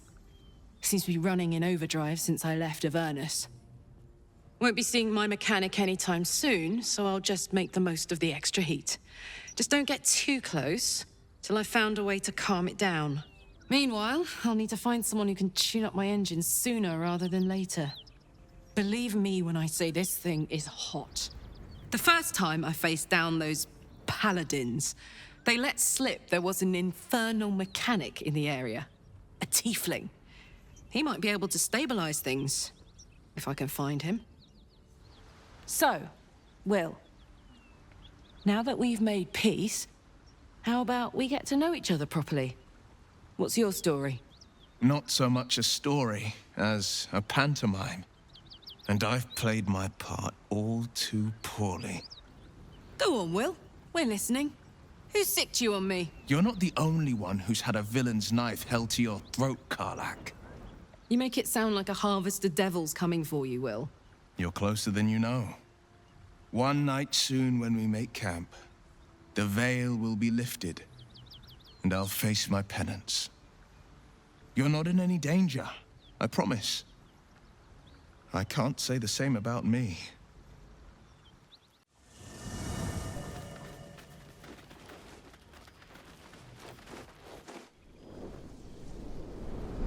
Hellsfire. She's coming.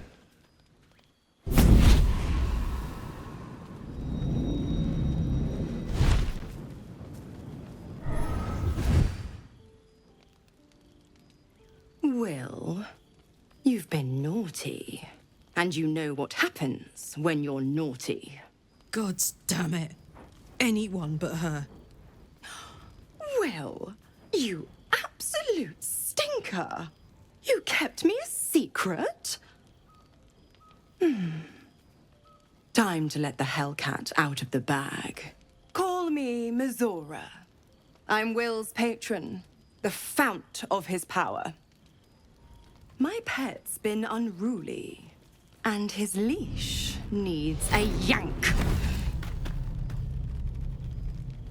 We had a deal, Will. But Karlak's still breathing. I've taken more pleasant shits than you, Mizora. And at least those can be buried after. That's no kind of talk for a lady. By the way, Karlak, Zariel sends her regards. You told me! Devils only! She's a tiefling, not a monster! How precious. The little pupster's found his bark. Clause G, Section 9. Target shall be limited to the infernal, the demonic, the heartless, and the soulless. Karlak meets the criteria by virtue of having no heart.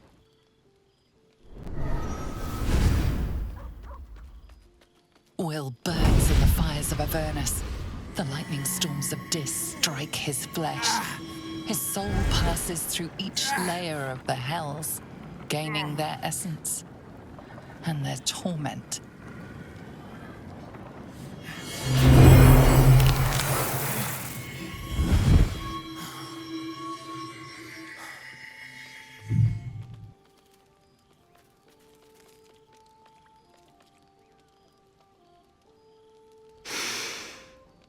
That's better. What the hells have you done? A promise broken, a price paid. You know the terms. Get used to the new form, pet. There's no going back. Some magic even I can't undo. Now, let's see how the frontiers fare without their precious blade. Karlak, keep an eye on him, would you? I'll be keeping mine on you.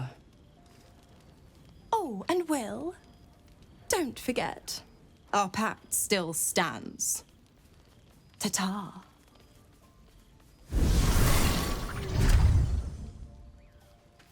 God's damn her straight back to the hells. Just look at me.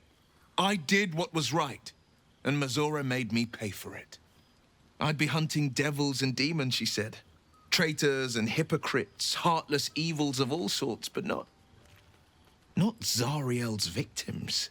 Not innocent tieflings. Warlock pacts tend to be unforgiving from what you know of them. Will was lucky he didn't face a more severe punishment. I can't utter the terms or circumstances of the pact.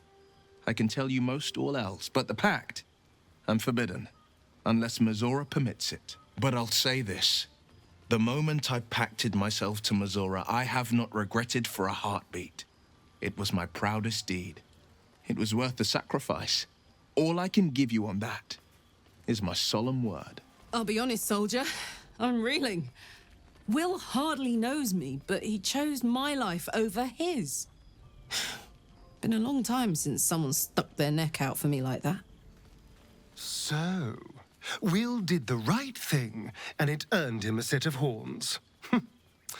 Let that be a lesson to us all.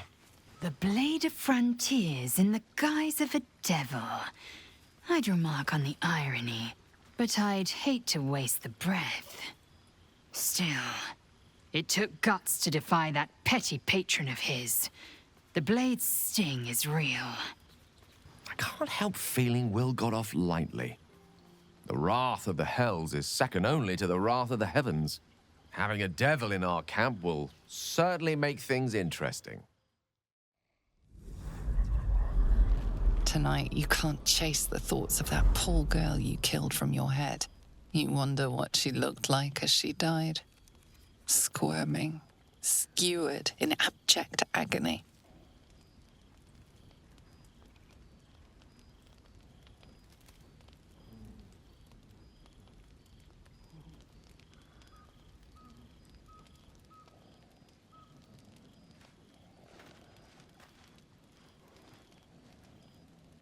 Your body barely complies.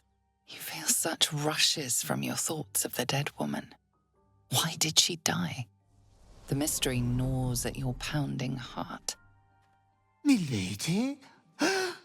Jubilant day! I have found your vile self at last! Sceleritas fell. Your loyal and ever-adoring butler. I followed you, my dear rotted master. We have been parted so tragically long. You have always struggled to conduct yourself properly without me. I found you following the stench of that bard.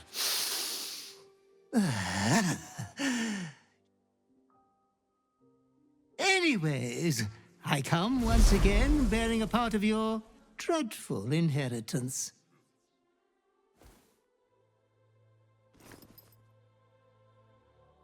You earned this iniquitous prize through your great show of exceptional violence the other night. I'm sure Master will be better soon. A fellow of your fine breeding is never down for long. I cannot wait until your next act of shameless barbarity. Though I would love to regale you with your past triumphs, I cannot. I am forbidden to interfere. Our betters will not allow it. Be true to yourself, my lady. Thy wheel of fate turns ever to the dark. The bard's death is a weight for thine own conscience to bear. She will be left to the peace of eternity, where the urge shall seek her no more.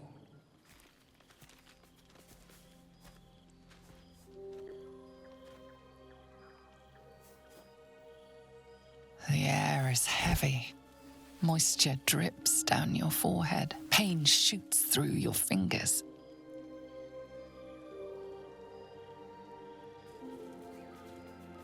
Your finger traces the arc of your lips. Wetness, sweat, blood, and saliva mixed into one viscous liquid.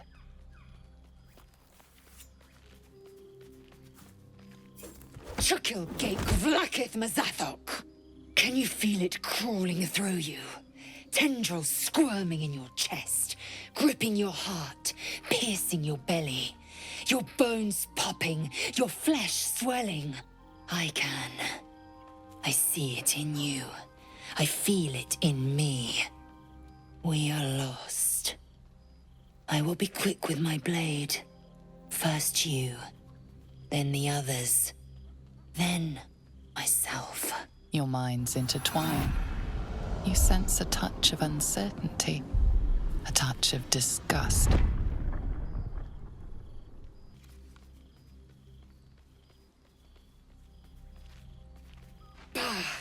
I cannot trust my own mind.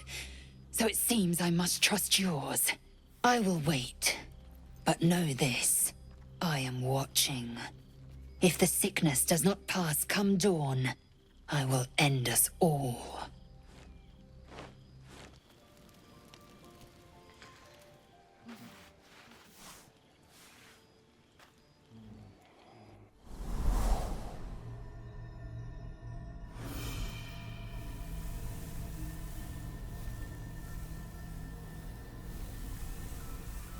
I came just in time.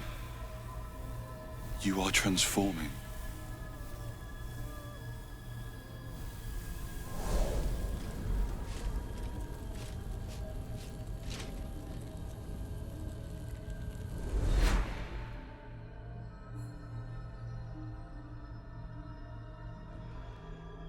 I saved you before.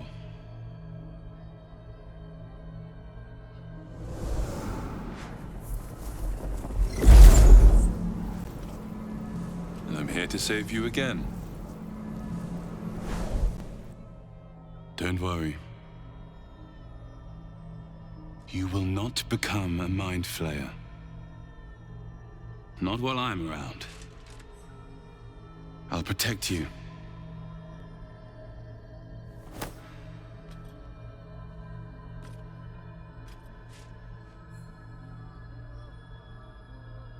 We haven't much time, so listen closely. There is great potential within you. It comes from that parasite. Your instinct is to resist the power it gives, but you must accept it. Nurture it. I will keep it from consuming you. But for the sake of both of us, you must learn to wield it.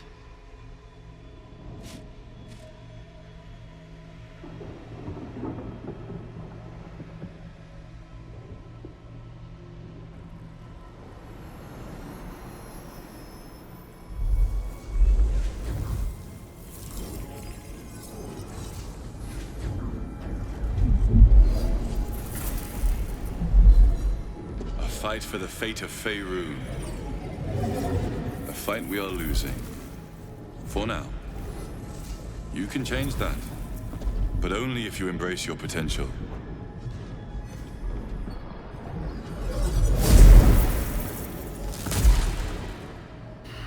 I have to go.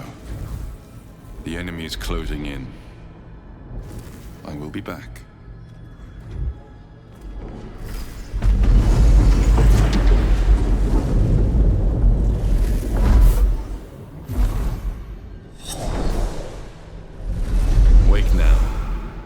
You'll feel better. I promise. I had the strangest dream last night. A visitor came to me. A vision of unparalleled beauty and power. She told me she was watching over me, protecting me, and that our tadpoles could prove beneficial if we embrace what powers they have to offer. This beautiful entity came to me, promised to protect me, told me the parasite in our heads could give us power. There was a visitor promising me protection and all sorts of delicious powers from the parasites in our head. Someone came to me and promised to protect me while claiming that the parasite could empower me. I was hoping my imagination had gotten the better of me. But this must be something more. This dream companion wanted me to use the tadpole, use its power. I wouldn't advise it. Play with fire, and you get burned. Very curious. In all my readings on the effects of illithid parasites, I've never come across any accounts of correlating dreams between infected parties. Another unique quality of our predicament, perhaps. Whoever it was claimed to be an ally, but I don't know. The parasite has taken root, it would seem. Every word, every promise, it is gate deception. Nothing wrong with maintaining a healthy suspicion in such matters. Still, it might be wiser to keep an open mind on the matter. Our visitor's promises of aid might yet bear valuable fruit. You're delusional. I'd sooner trust a night hag than a strange figure bearing dream gifts. It seems like we can't escape this mess.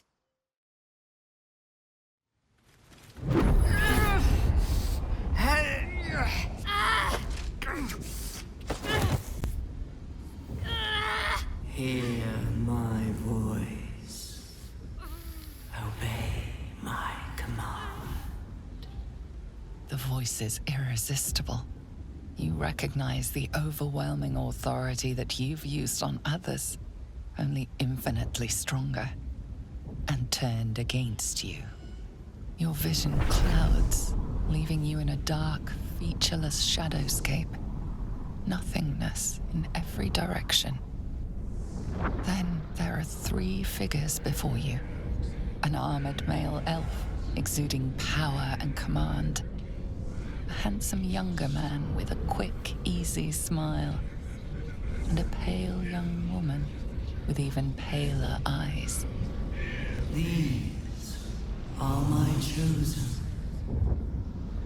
They speak for me. Aid their search for the prison, and you will be worthy to stand beside them in my presence.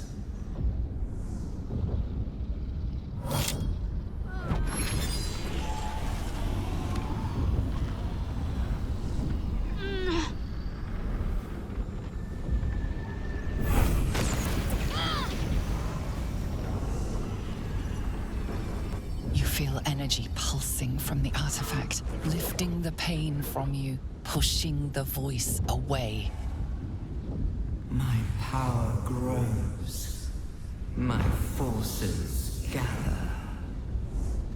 The reckoning draws near.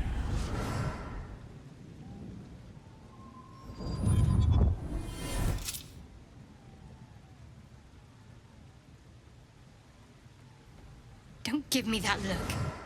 I don't know what just happened any more than you do. We should keep going. The voice is gone. Muted by this Gith relic. Why does a half-elf carry it? I don't know. Not exactly. All I know is it's important I get it back to Baldur's Gate. At any cost. I am a servant of Shah. My home is a secret cloister in Baldur's Gate.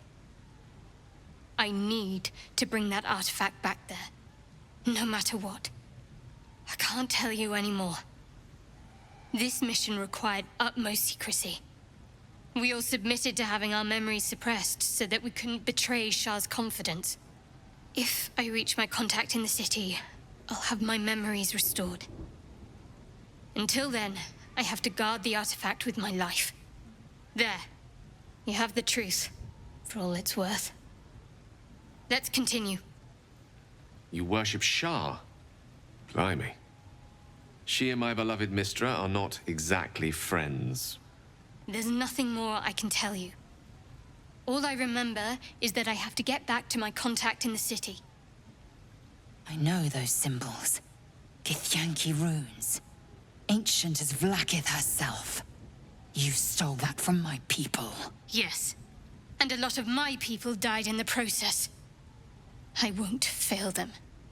Not after what I saw your kind do to them.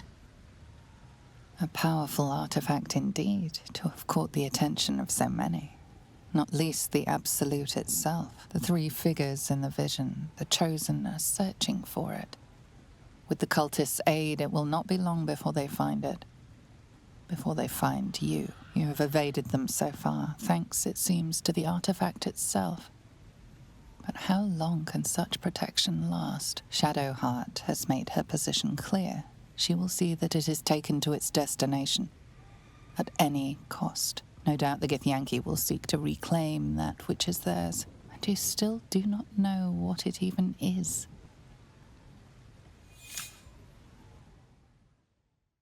With fragulous crown and with sceptre abraid, draw Regslin, short work of the innkeeper made. The inn burnt to ash. The captives were many. Goblin kind had reduced them to cowering filthenny. So raise it, your goblets, and drain them with pride. Draw Ragslin, the true soul, had led you glide. I reckon Draw Ragslin's the gobbo in charge, the way this one's carrying on. You! Move off! Do as she says. Now. Now, where was I, huh? Wait a tick! That a friend of yours? Oh, certainly not. What are you doing? I'm busy here. You lying. To you? Never. Come, let's continue our ballad. Draw Ragslin, draw Ragslin. I am draw Ragslin. Tumptuous, draw Ragslin. You broke him. Wait, wait. Draw Ragslin, we pray, we... Come on, pigeon. Back to your cage. Now, look what you've done. Madam, glad you found us all right. Odd rubbing elbows with gobs, isn't it? Still getting used to it. So glad to see you safely arrived, madam. We haven't found the weapon yet, but it's good to be among allies, even if they're a bit unusual. Mother gone. Hungry. New home? Maybe. Got to get away from here first. The cub seems anxious to leave, but afraid to defy the goblins. They have to be dealt with one way or the other. Poor lad. I could give you peace, you know. But no. You gotta keep silent, don't you? Where do they flee to, you stubborn rat? Please, stop!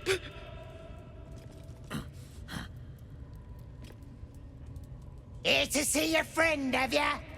Come and join him if you like. Say we'll take over. His work is sloppy. He'll kill the prisoner too quickly. As the symbol glows, power courses through you. Authority. We do all the work, and you get to finish him? Bah! Take him! Won't do you any good. He just screams. I should have sent him to Moonrise with the rest for all the good he's been.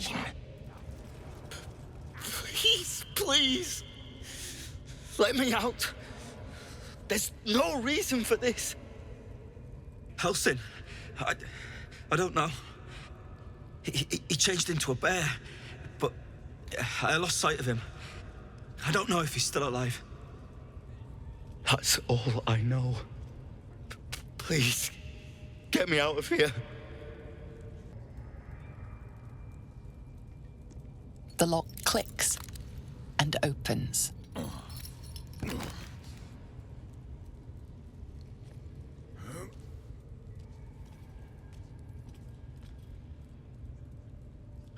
Thank you. I better go before they catch us. I should be able to make it to the Grove on my own. They need to know they're in danger. My condition is worsening again. I need to consume some powerful magic or it may become volatile. Thank you.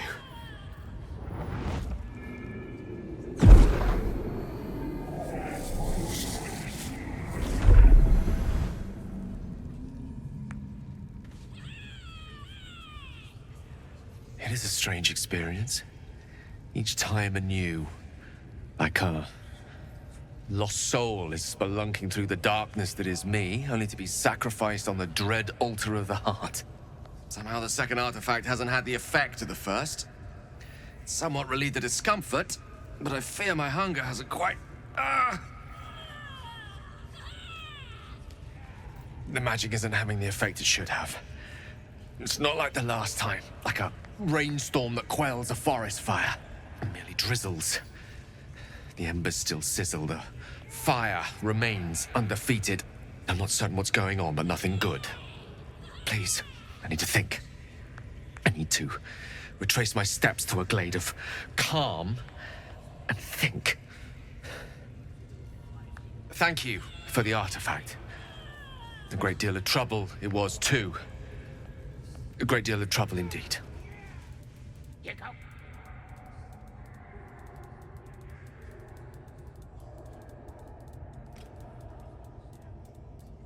Greetings, child. I've met few aside from goblins here. You recognize the Scourge. This man is a follower of Leviatar, goddess of pain. You know the Maiden of Pain. How refreshing.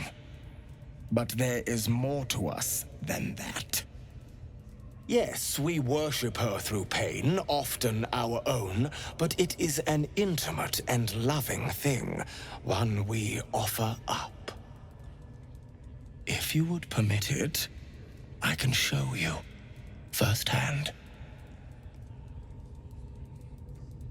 By all means, let us see what his skilled hand might get up to. Oh, I have something exquisite in mind. Both Leviatar and I are interested in how you handle pain, dear one. And should you delight her, you will most assuredly receive her most gracious blessing. Trust me. Simply face the wall, and we can begin. The pain you suffer will cleanse you. Do not fight it. Your voice sounds so sweet, dear one. Keep going. Don't wear her out entirely, priest. I might have use for her yet. Pain is proof that we live. Revel in it. That's it, dear one! Let Leviatar hear you! Not the worst technique, priest. Good wrist movement. Lots of enthusiasm. You are doing so well! Do not give in now! Take the pain and offer it up to Leviatar. Offer it all. Sweet child, you bore the pain like a true believer. I could feel Leviatar's pleasure with every sting of my scourge. I am proud to have served you this penance.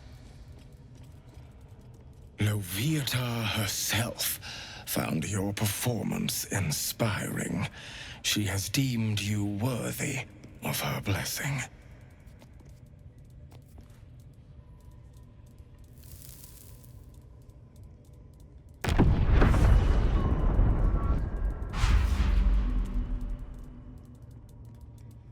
And on a personal note, thank you. That was positively divine. See? It squealed! Hit it again! Keep your hands steady, Three. Stop them! Free me! We're juicing it up. The beast came in here with those robbers, killed Dink and Mince too. Boss is thinking of serving it to the wargs. And it makes funny noises. We made it squeal. Look, you'll see. Give me that rock. I'll show ya. Time for blood.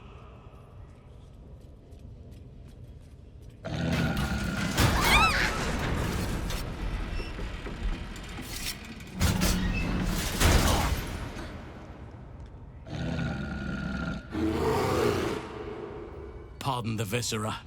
One should cherish all of nature's bounty, but goblin guts are quite far down the list. Not only do you speak with a bear, but you free it too? A true friend of nature. Or perhaps a lunatic. Either way, I owe thanks. I am the druid Halsin.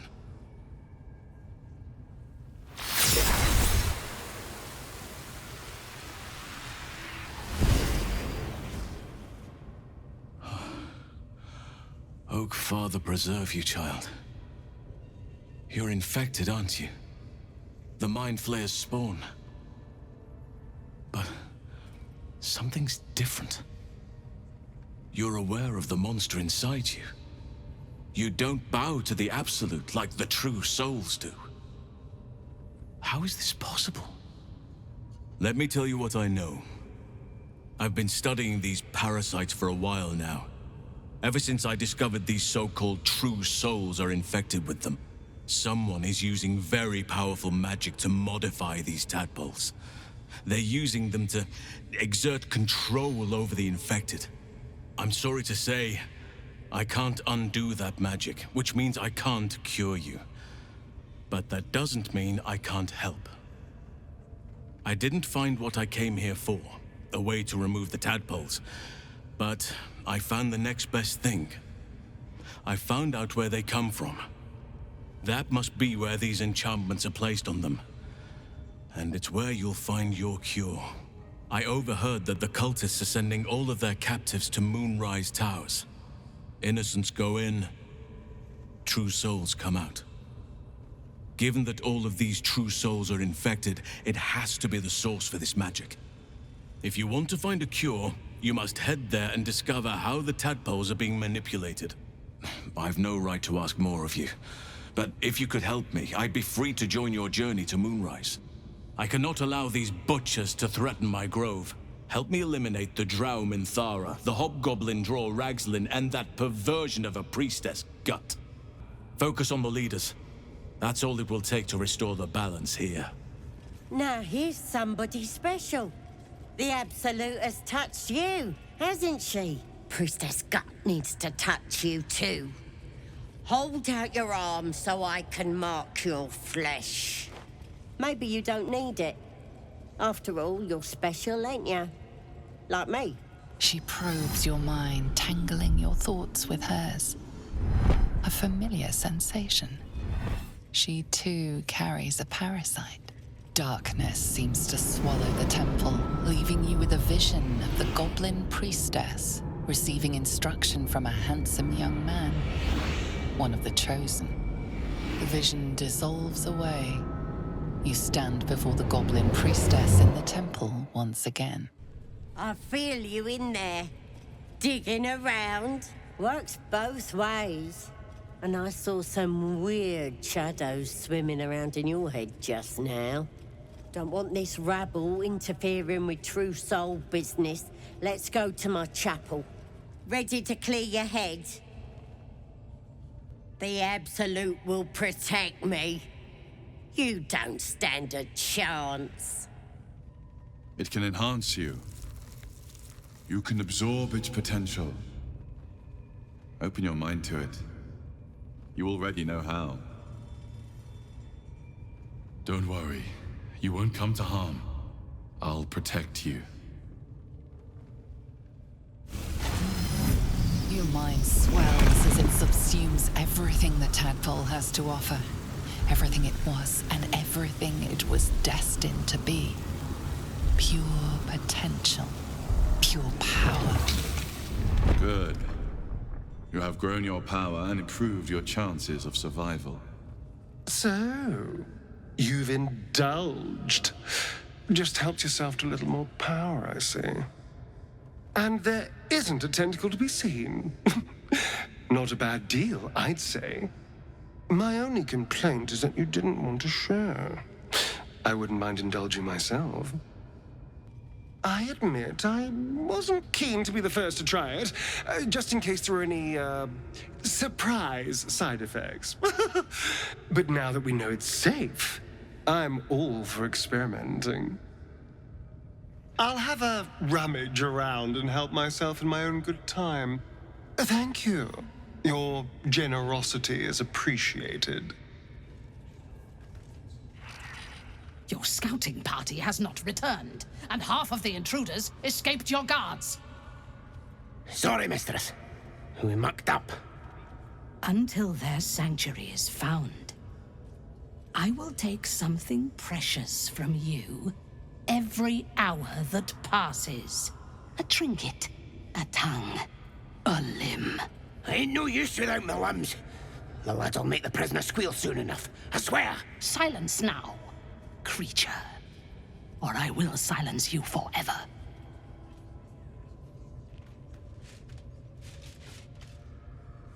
As she turns to you, her thoughts mingle with yours. A cold hand caressing your brain. The chamber melts away to reveal a dark, endless nowhere. In it, you see a vision. The drow listens as a pale-eyed young woman whispers in her ear.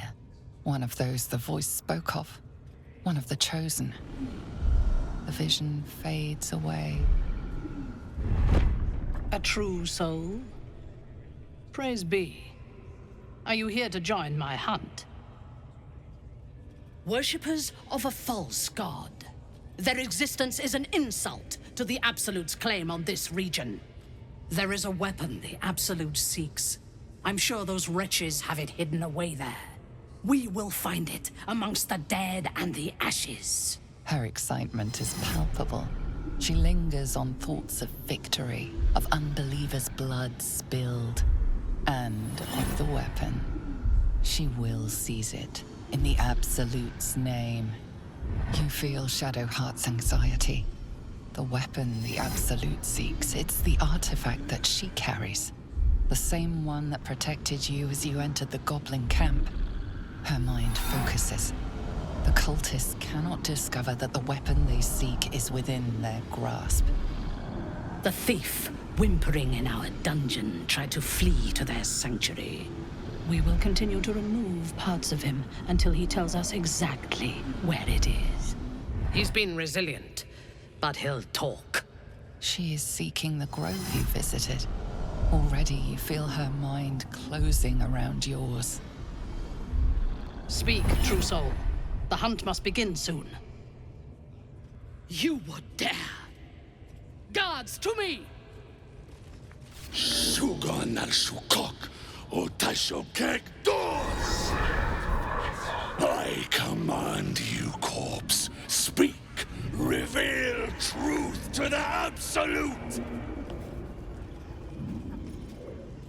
By Vlaakith's blade, a geich. Nothing. Must be reading it wrong. Sugan al Shukok. This is the big boss. Strike him down. The hobgoblin turns to you, and the parasite squirms in your skull. You taste the ale on his tongue and the bile in his soul. The visions cloud your inner eye for a brief moment once again. You see the hobgoblin bowing before the armored elf you'd glimpsed before. The elf speaks of the hunt for a great weapon and the rewards that will go to whoever finds it. The hobgoblin's eyes gleam hungrily. If it isn't a true soul devil. He doesn't speak his next words, yet they still rattle your skull from within. You ever talk to a dead squid? Now's your chance.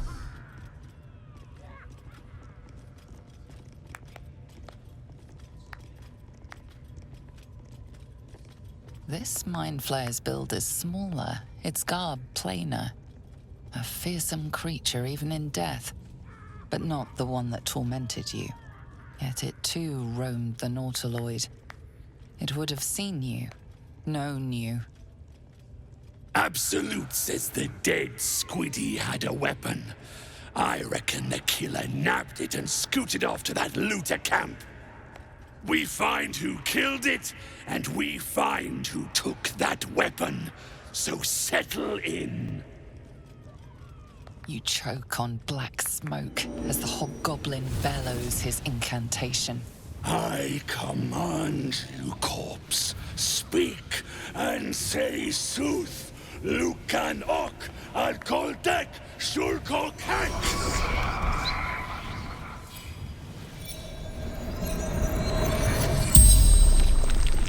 hideous corpse rises, tentacles writhing.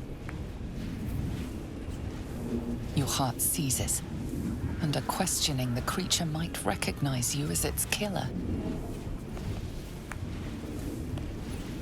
Tell me who killed you, freak! No games!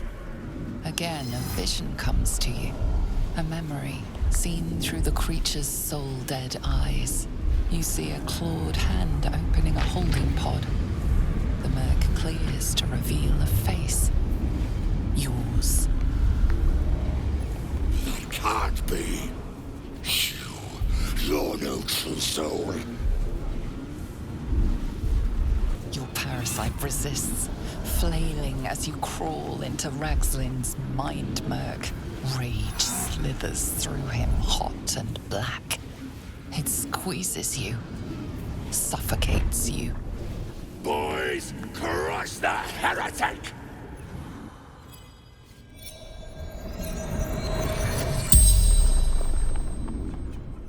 The corpse regards you, lifelessly. Eternal glory, ours.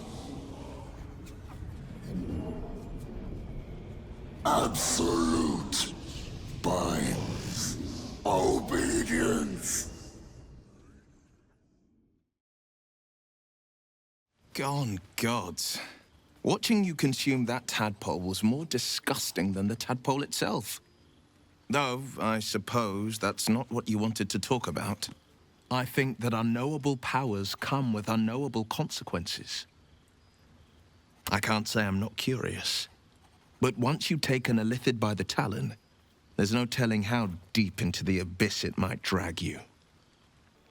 It was bad enough having just one of those tadpoles forced upon us.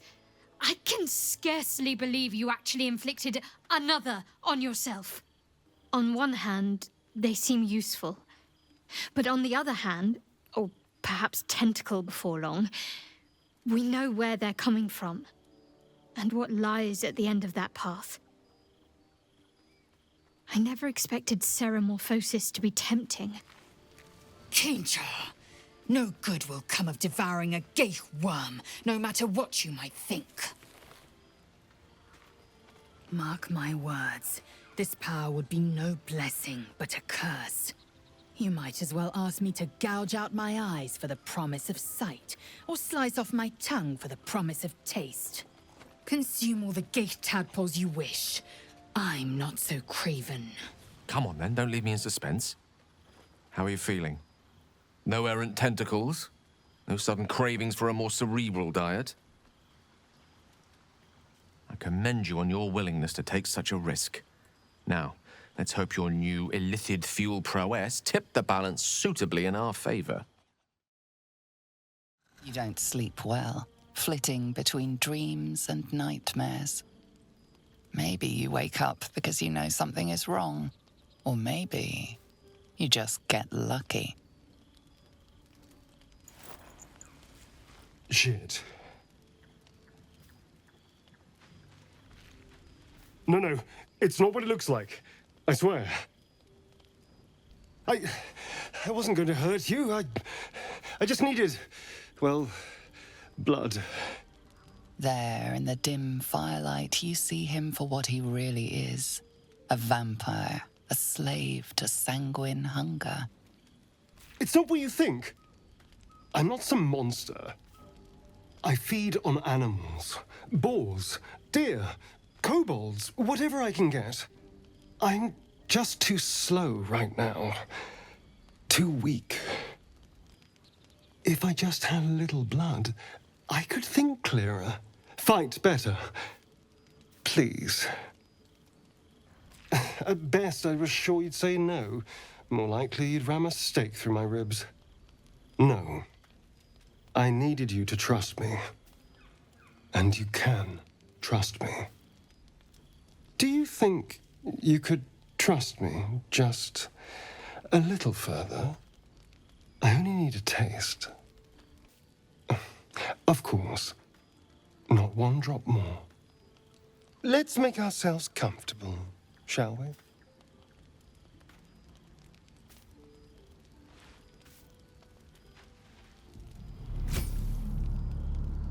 hits like a shard of ice into your neck. A quick, sharp pain that fades to throbbing numbness. Your breath catches, your pulse quickens.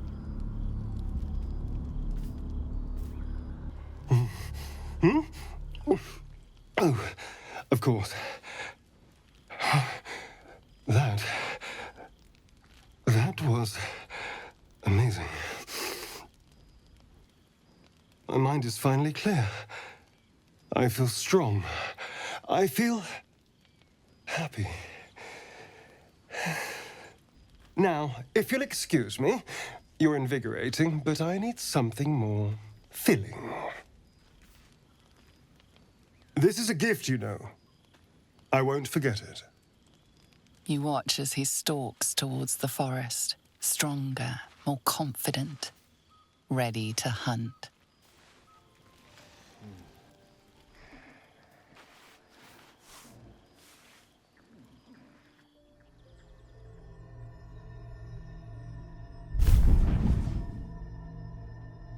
I promised I'd be back. Don't worry. I have things under control. For now. You haven't been using the parasite's power. You think you don't need it. But things haven't gone as you expected. You hoped a druid as powerful as Halsin might be able to remove your tadpole. But he couldn't.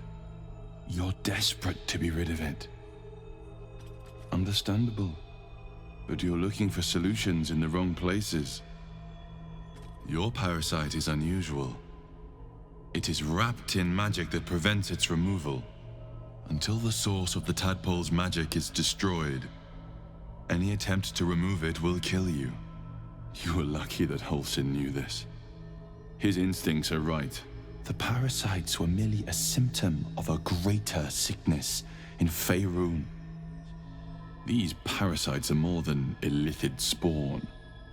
They are vessels for control. The infected hear the voice of the Absolute and believe it to be a god. You witnessed it yourself with Priestess Gut. That is how the cult of the Absolute is spreading. The highest of their rank, the true souls, carry a tadpole just like yours. It is how they receive their orders. It is what makes them obey. When the order to transform is given, it will not be a matter of days. They will be mind flayers in an instant. Were it not for my protection, so would you. We are alike. You and I. Just like you, I was infected with a mind flayer parasite. Just like you, I seek to be free of it. I've been trying to escape from this evil for a long time. Once, I almost succeeded. Now, through you, I've been given a new chance. You can go where I cannot, and I can protect you from that evil. If we work together, we may turn this around. Hells. They need me. I have to go. The power I used to protect you, I stole it from someone. They want it back. I will hold them off for as long as I can, but sooner or later I will be worn down. You must discover the source of the magic that controls the parasites before that happens. The cultists are gathering at Moonrise Towers. Use the powers your parasite gives you to convince them you are one of them. And when you find the source of their magic, destroy it. Go. Our freedom depends on it. Good morning. How do you feel? Just be glad I'm not a true vampire. A bite from them and you might wake up as a vampire spawn, like my good self. All of a vampire's hunger, but few of their powers. I should be cinders in this light. I hadn't seen the sun for 200 years before we crashed here. Someone, or something, wants me alive. They've changed the rules. Standing in the sun, wading through a river, wandering into homes without an invitation. They're all perfectly mundane activities now. As for my other quirks, well, we can figure those out in time. I'm just glad you're being sensible about these revelations. I was worried people might turn up with torches and pitchforks. Although there's still time. Hunting with vampires. Never thought I'd see the day. Very well, but I'm keeping an eye on you. And no wisecracks about having us for supper. Yeah. And I'm way too hot to touch. I'm here in the spirit of openness and honesty, to work together as a team. I'd just better not wake with any holes in my neck. There now. We're all friends again. Shall we go? There's a long day ahead of us. Zevlor. By Delt's virtue. The Blade of Frontiers? What's happened, Will? I paid the price of angering the wrong devil. Believe me, I understand better than most. A moment passes as Zevlor contemplates Will's words. He then turns his attentions to you.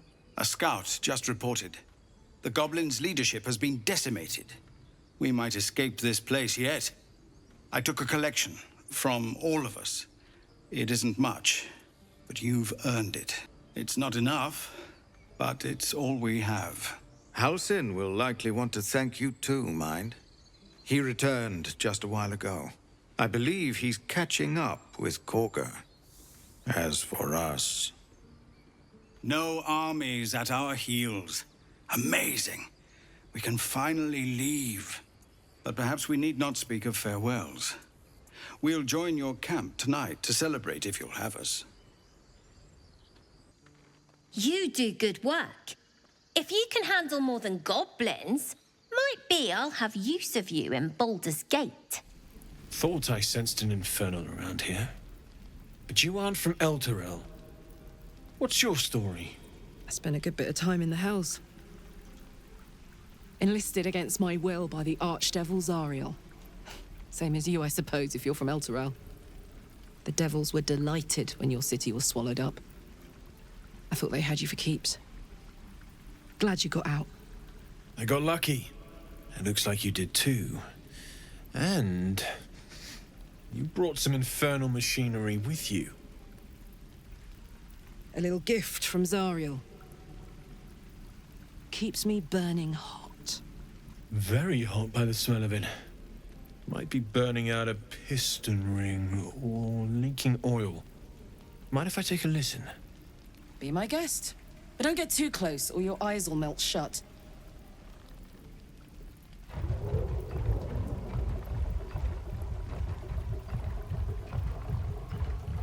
Phew! You really are burning up. Whoever put that engine together tried to house metallurgized demono valves inside a Ragnak's alloy casement. Very risky. I might be able to help, but I'd need infernal iron. And a prayer that my hammer will survive the work. That thing isn't meant to operate outside of Ernest. I'm not sure how much longer it'll keep running the way it's going. Will you be able to turn down the temperature a little? Worried I'm gonna go in for a handshake and singe someone's arm off one of these days. I'd worry about surviving the night first. But help one, help both. If we can cool you off, it'll stabilize your engine and allow you to touch whomever you please. Hey, soldier. I think we picked up some of that infernal iron already. What say you? Should I give it to him? Please let this work. The weight of it. And that blaze of chaos. Can't imagine this where my heart should be. Must be quite the experience.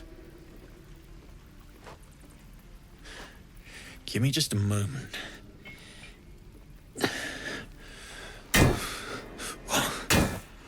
And I think...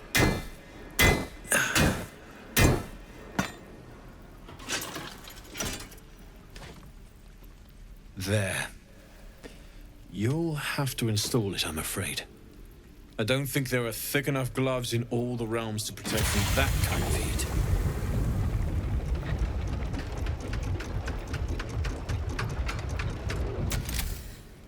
That feels... good. I'm still burning hot as hell's hole, but I feel less... changeable. Cheers, mate. Pleasure. And as for the heat, I haven't got any solutions now, but I'm not giving up. Could be if the combustion chamber had its own insulation, or if we had some kind of enchanted coolant. Find me again in Baldur's Gate. If I'm worth my salt, I'll have figured something out by then. Take care, Karlak. And hopefully the next time I see you, I'll have something promising to report. Pocket any infernal iron you find along the way, You took it upon yourself to undertake the Rite of Thorns. I ought to exile you from this place. Forever. Instead, I shall listen to the explanation that you owe me. I owe you nothing. Goblins swarmed us like roaches while you stumbled after the past. You chose to abandon us. I chose to protect us. Silence! The rite has been ended. I will allow you to stay, but consider yourself a novice anew. You have forgotten the ways of the Druids, our place in the natural order. You shall learn it all once again, right here. Backslide, and nature's fury will crush you. As you wish, Master Halsin.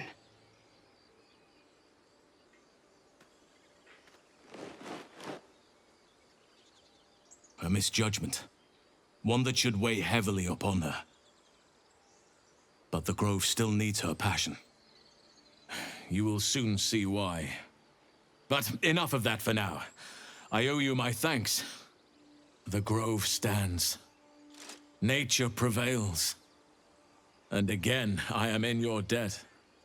Speak to Wrath. He will reward you for your efforts. Tomorrow morning, we shall discuss what is to come. Patience? Have you no respect for showmanship? Having performance issues, Roland? Hush you, and behold!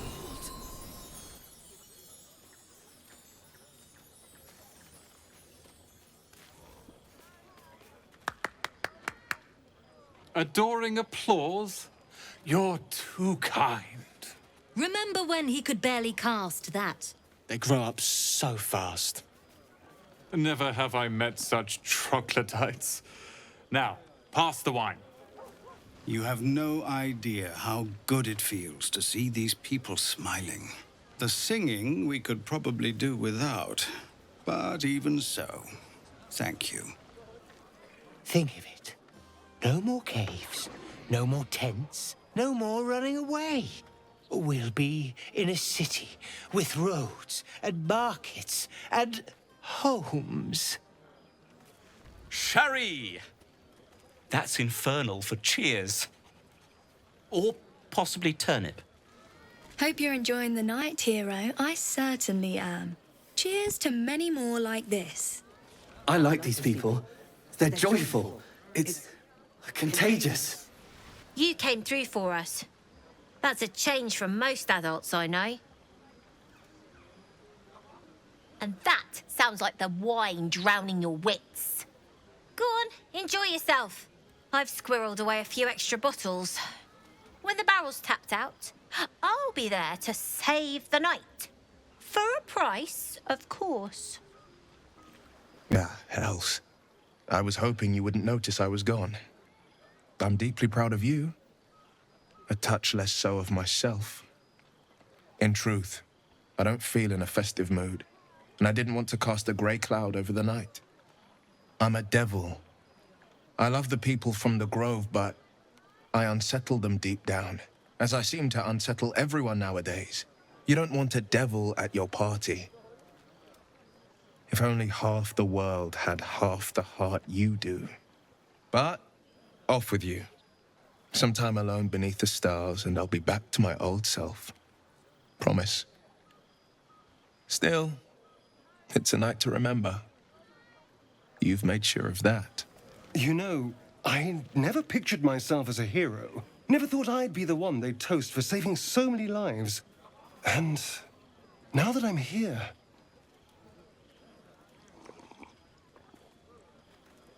I hate it. This is awful.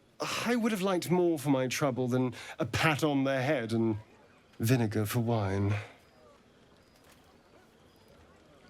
It's a heavy, rich red, dry and sharp. See what I mean? Awful. All I want is a little fun. Is that so much to ask? By the hells. Sex, my dear. A night of passion. Let's wait until things quieten down. Once the others are asleep, we'll find each other. Go on now. Don't waste a night like this talking to me. We'll discuss your problem tomorrow. A night under the stars amidst nature's creation is just what I need after being locked up in the goblin's dungeon. Go on, enjoy yourself. Seek out some wine before it runs dry. There are a lot of thirsty people around here. Would you look at this place? All these people, happy because of us. It's nice to be somewhere where good is still possible. Speaking of possibilities, what's this I've been hearing about you and Astarion? Don't get me wrong. I'd ride him to the Feywild and back if I had the chance, but I wouldn't let my guard down around him. Good to see the two of you getting along anyway. At least one of us is getting a little action. Everyone seems to be in high spirits. I saw you with Astarion. You two looked cozy. Far be it from me to judge. Blood must still be running a little hot after everything. I have seen the Kithraki tear a screaming Neogi's legs from its belly to fashion into blades. Yet they could not match your nerve today. It was enough to drive me to madness. A pity for us you have promised your body to Astarion. I hope for your sake he doesn't come too near your neck. Come morning, you will wonder. You will wonder how my lips might have tasted, how my fingers on your skin might have felt. Oh, but do enjoy yourself this night. I intend to myself. Will looks particularly tempting. I'm glad you sought me out. Amidst all this merriment, I wasn't sure we'd have a chance to speak this evening. I was hoping you'd spare me a moment. There was something rather magical I wished to show you. More's the pity you've already found someone else to make merry with. Just the two of you. He has a certain charm about him, Astarion. Then again, so does a tiger when it purrs. The buzz of celebration quiets to a soothing hum as you approach your bunk. Though you seek repose, you needn't spend the night alone. There is one who yearns for you in the dark. Who will you seek? Your heart skips a beat. What treasures might this night bestow?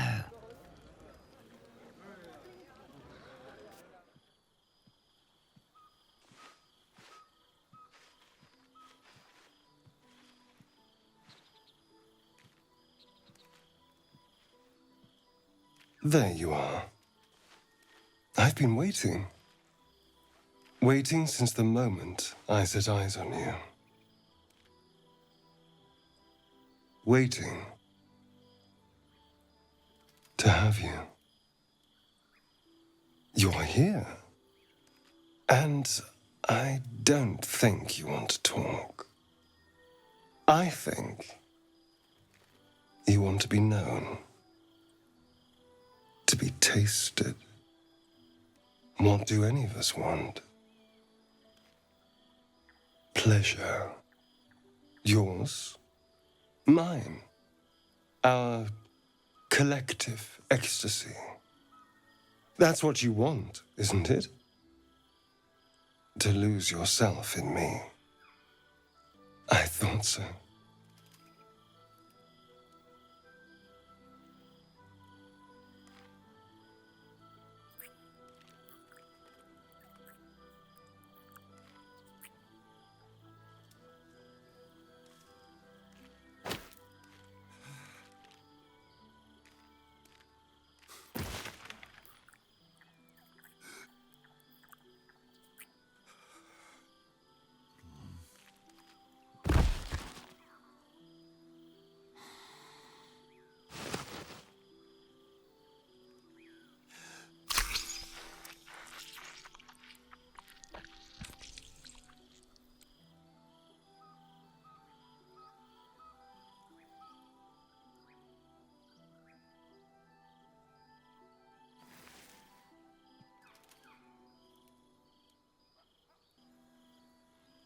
sleep light. I thought you'd be exhausted after last night. I was holding back a little, it's true. I didn't want to lose control. Delicious as you were, I didn't want to go too far. Now, shall we get on? I want to go before anyone else thanks me for saving their tails. A gift from my old master, Cazador. He considered himself quite the artist and used his slaves as a canvas. He composed and carved that one over the course of a night. He made a lot of revisions as he went.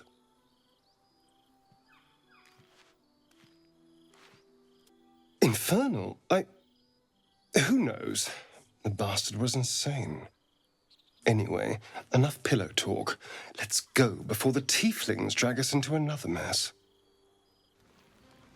I trust you enjoyed your evening.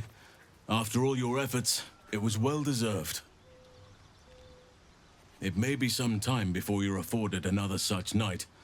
There is much to be done, and I promised I would help you however I could. I'm certain a cure for you can be found at Moonrise Towers, but it's complicated. The journey specifically, it's extremely perilous, though it seems you're well accustomed to navigating danger. Finally, we're catching up on our puppet master, and the hunt ends at Moonrise Towers. To get to the towers, you'll need to pass through a terrible place. A cursed place. This curse shrouds everything in shadow. You will not find life, light, or anything natural there. Any who linger are twisted by the curse. They become shadow beings, tormented, dangerous souls. You could go overland, along the Risen Road or through the mountains. Easier at first, but you'll run into the shadow curse eventually. You could also go under.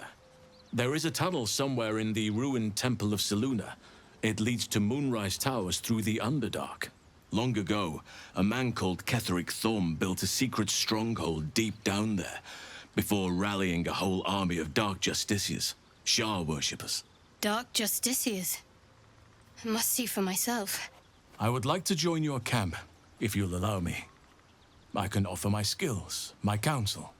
I've long sought to return to Moonrise Towers. I spent years researching the curse, trying to put an end to it. Nothing has worked. Yet, if I can join you and get close to Moonrise, perhaps I can lift this curse. Same as you may find a cure for your infection. I've chosen a successor as first druid, Francesca of the High Forest. The Grove needs to move beyond the mistakes of the past. What it needs is an unknown quantity. An outsider who can enforce the Oakfather's teachings without bias. This is why I chose Francesca. She will restore simplicity and purity to the Grove in my absence. Let's see how you handle this.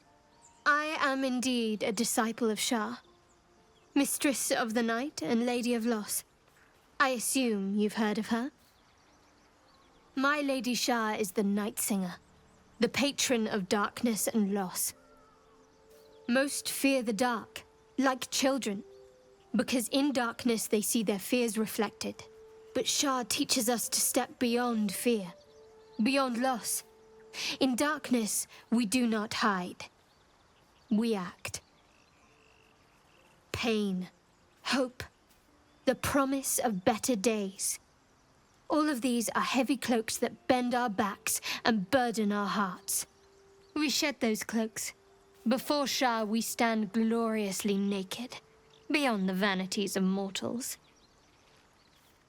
We tear down the lies the world is drunk on, the institutions they trust, the so-called gods they worship, the lives they cling to. We destroy false idols, topple corrupt organizations, fight heretics wherever they're found. There's often suffering, death even. Many people break before they embrace Shah's truths. The wound on my hand, it never quite heals. And sometimes it causes terrible pain to rip through me. It's my burden, though, from Lady Shah. I can feel her influence somehow. Sometimes I wonder if it's supposed to be guiding me, punishing me, testing me. I'd like to hope there's more to it than that. Some meaning that Lady Shah will reveal to me when the time is right. Until then, all I can do is endure. Pain is sacred to followers of Lady Shah. Pain will give way to loss and then to the peace of her eternal darkness. You can tolerate a great deal of suffering so long as it has meaning. Keep pushing! Duke Ravengard could be inside. On count of 3. 1, 2.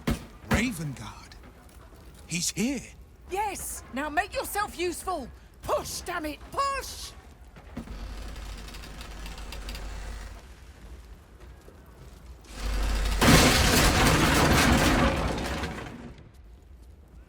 Inside! Hurry! We don't have much time!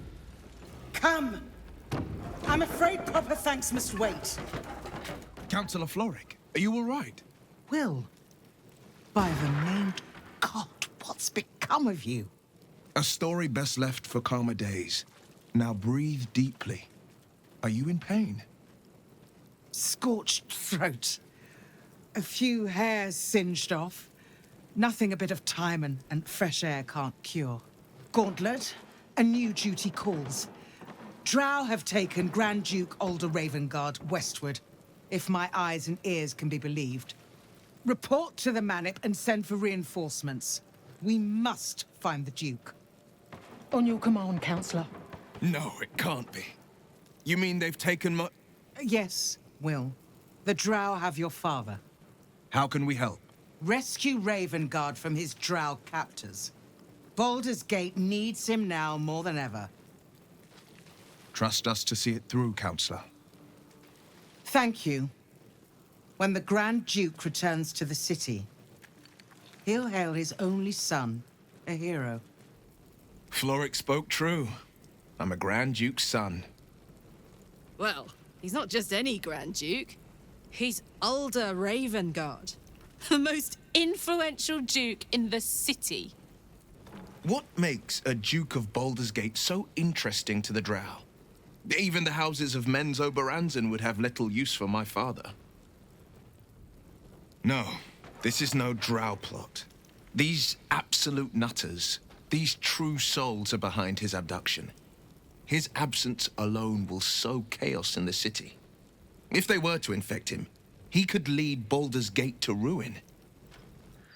I must consume another artifact. And soon. Thank you.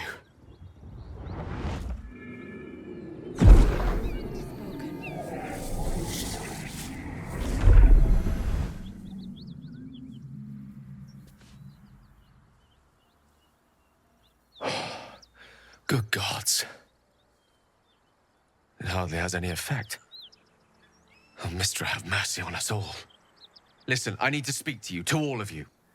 It would be unconscionable of me to remain silent. You have to know who I was. You have to know who I really am. What I am is a walking shadow of the promise I once held. I'm what one might call a wizard prodigy. Who from an early age could not only control the weave, but compose it. Much like a musician or a poet. Such was my skill that it earned me the attention of the mother of magic herself. The Lady of Mysteries. The goddess Mistra. She revealed herself to me and she became my teacher. In time, she became my muse. And later, even my lover. But even so, I desired more. You see, no matter how powerful a wizard we mortals can become, we never scratch more than the surface of the weave. Mistra keeps us in check. There are boundaries she doesn't let us cross, yet every time I was with her, I stood on the precipice, gazing into the wonders that lay beyond. I sought to cross her boundaries. But inconceivable as it seems to me now, I shared a bed with a goddess, and yet I wasn't satisfied. So I sought to prove myself worthy to her instead. We come now to the crux of my folly.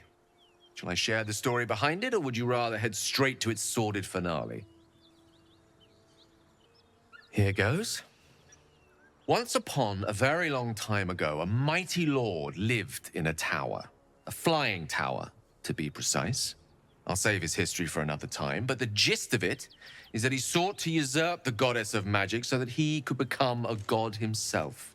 And he almost managed, but not quite, and his entire empire, Netheril, came crashing down around him as he turned to stone. The magic that was unleashed that day was phenomenal. Roiling like the prime chaos that outdates creation. Even the weave itself could not withstand the onslaught. It fractured, then shattered, and all magic was lost to the mortal realms, until the day Mystra returned. She restored the weave, reuniting all its scattered shards. Or so I thought. Until, in the course of my studies, I learned of a book. A Netherese tome in which a piece of the fractured weave had been sealed beyond her reach. What if, I thought, what if, after all this time, I could return this lost part of herself to the goddess? The answer was to try. And the outcome was to fail. I was certain that this deed of raw power, draped in romance, would convince Mystra to take me by the hand and welcome me into her hitherto forbidden domains. I was mistaken. I obtained the fabled book and took it into my study. As for what happened next... Here. Place your hand over my heart. Let me show you.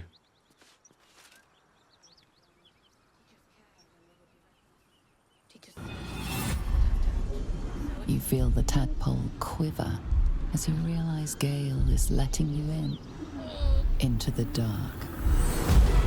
You see through Gale's eyes, staring down the corridors of a dread memory. A book, bound, then suddenly opened. Inside there are no pages, only a swirling mass of blackest weave that pounces. Its teeth, its claws, it's unstoppable as it digs through and becomes part of you. And gods, is it ever hungry. What is it? What do you see? Thankfully, the moment I absorbed the fragment wasn't enough to kill me outright. It was only the beginning.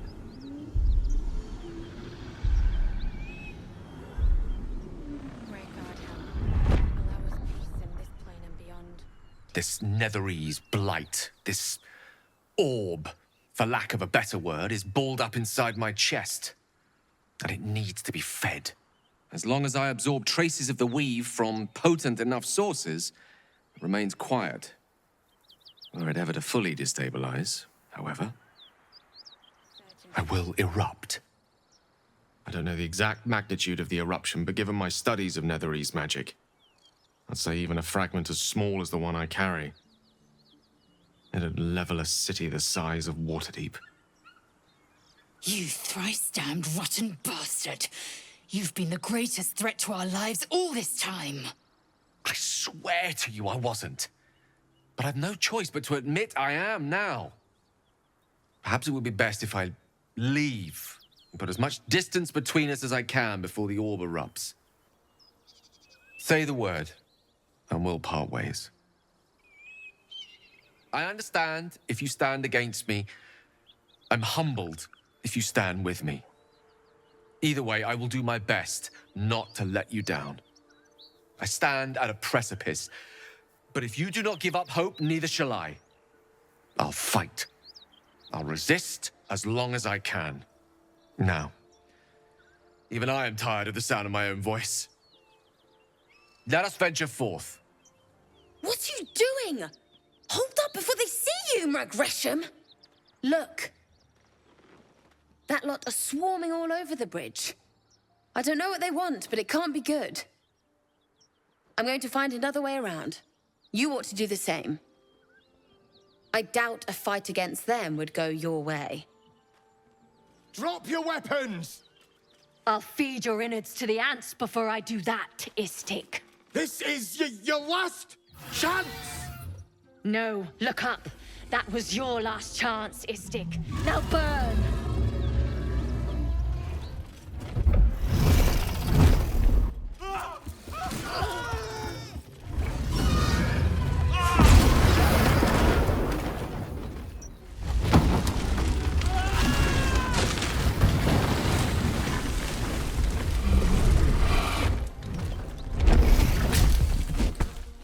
Stop wasting time, Beretta.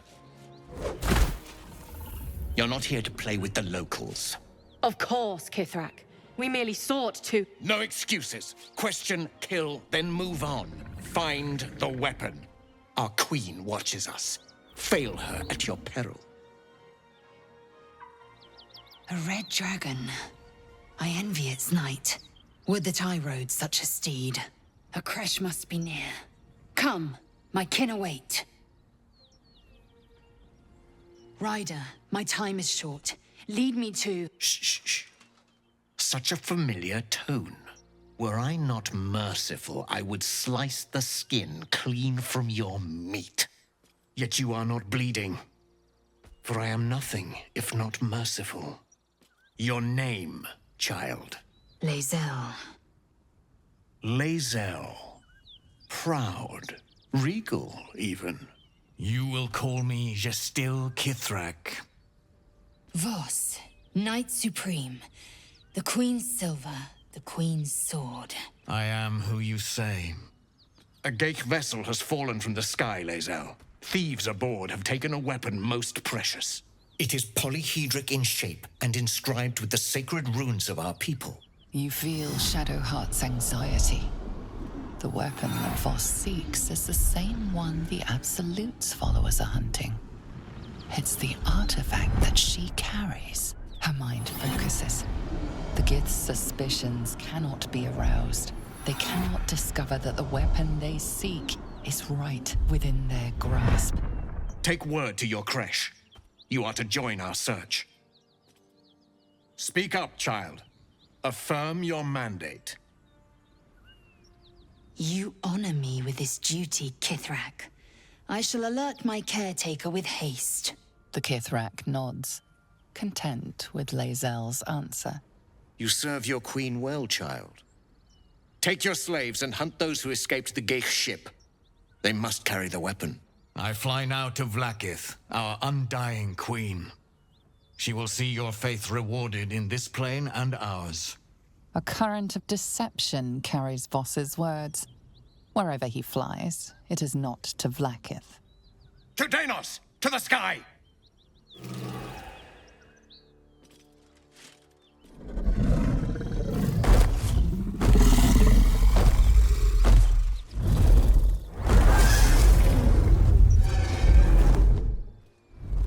Wait. These markings.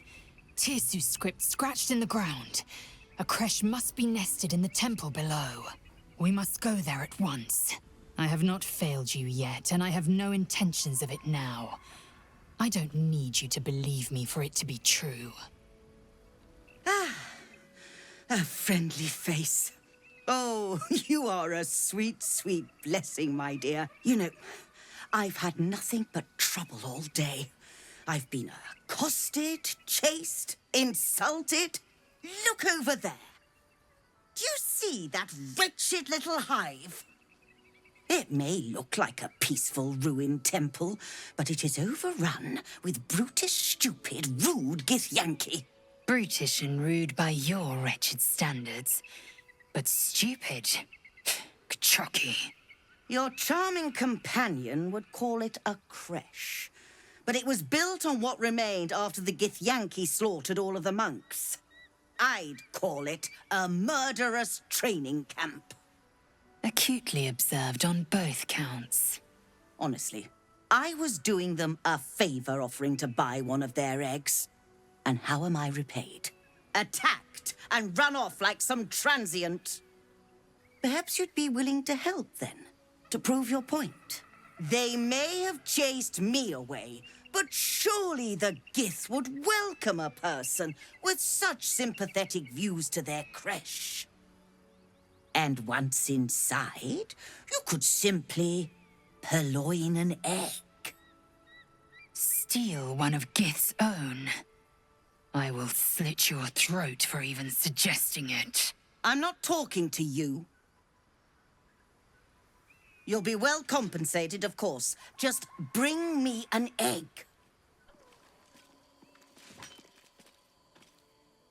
That's enough. On your feet. Where are you taking us? If this is about that weapon your friend was talking about, we don't have it and we don't know shit about it. Silence! Move! No. No, I'm not going in there. I won't.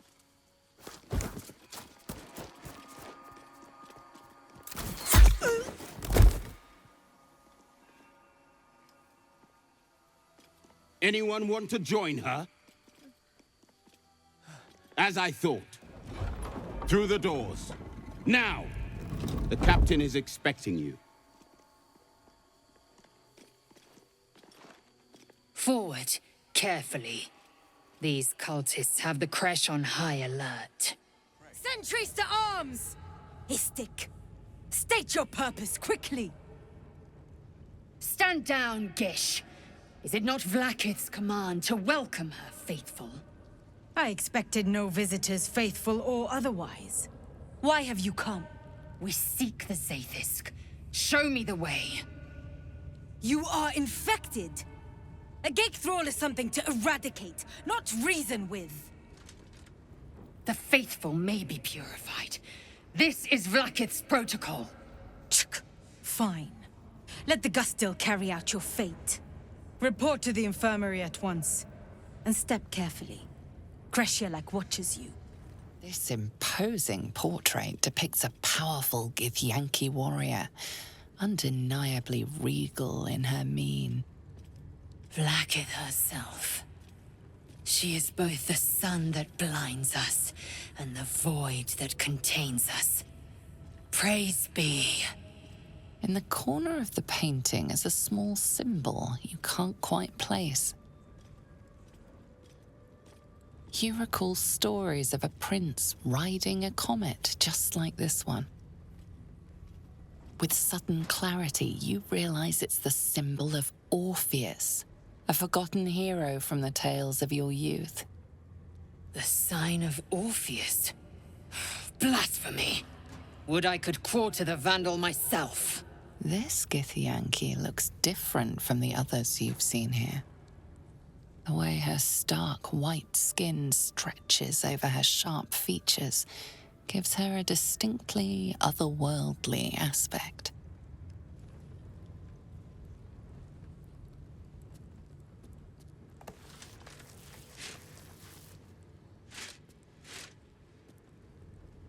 You take a moment to fully appreciate your masterpiece. She certainly looks a little less regal now. A wretched display. I thought you better than such juvenile antics. Kachoki! We are training to fight Gake. You think they will hesitate? They won't need to if we keep killing each other for them. It's stupid. Orphe... Silence! It seems your childish prattling is attracting an audience. You fight again. This time, daggers only. And to the death, as instructed. Who wants to challenge this sniveling Istark? Tuskva.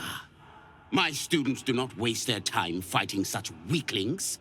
But as we seem so intent on doing things differently today, why not? Take a dagger, stranger. This exercise requires nothing more than a blade and a backbone.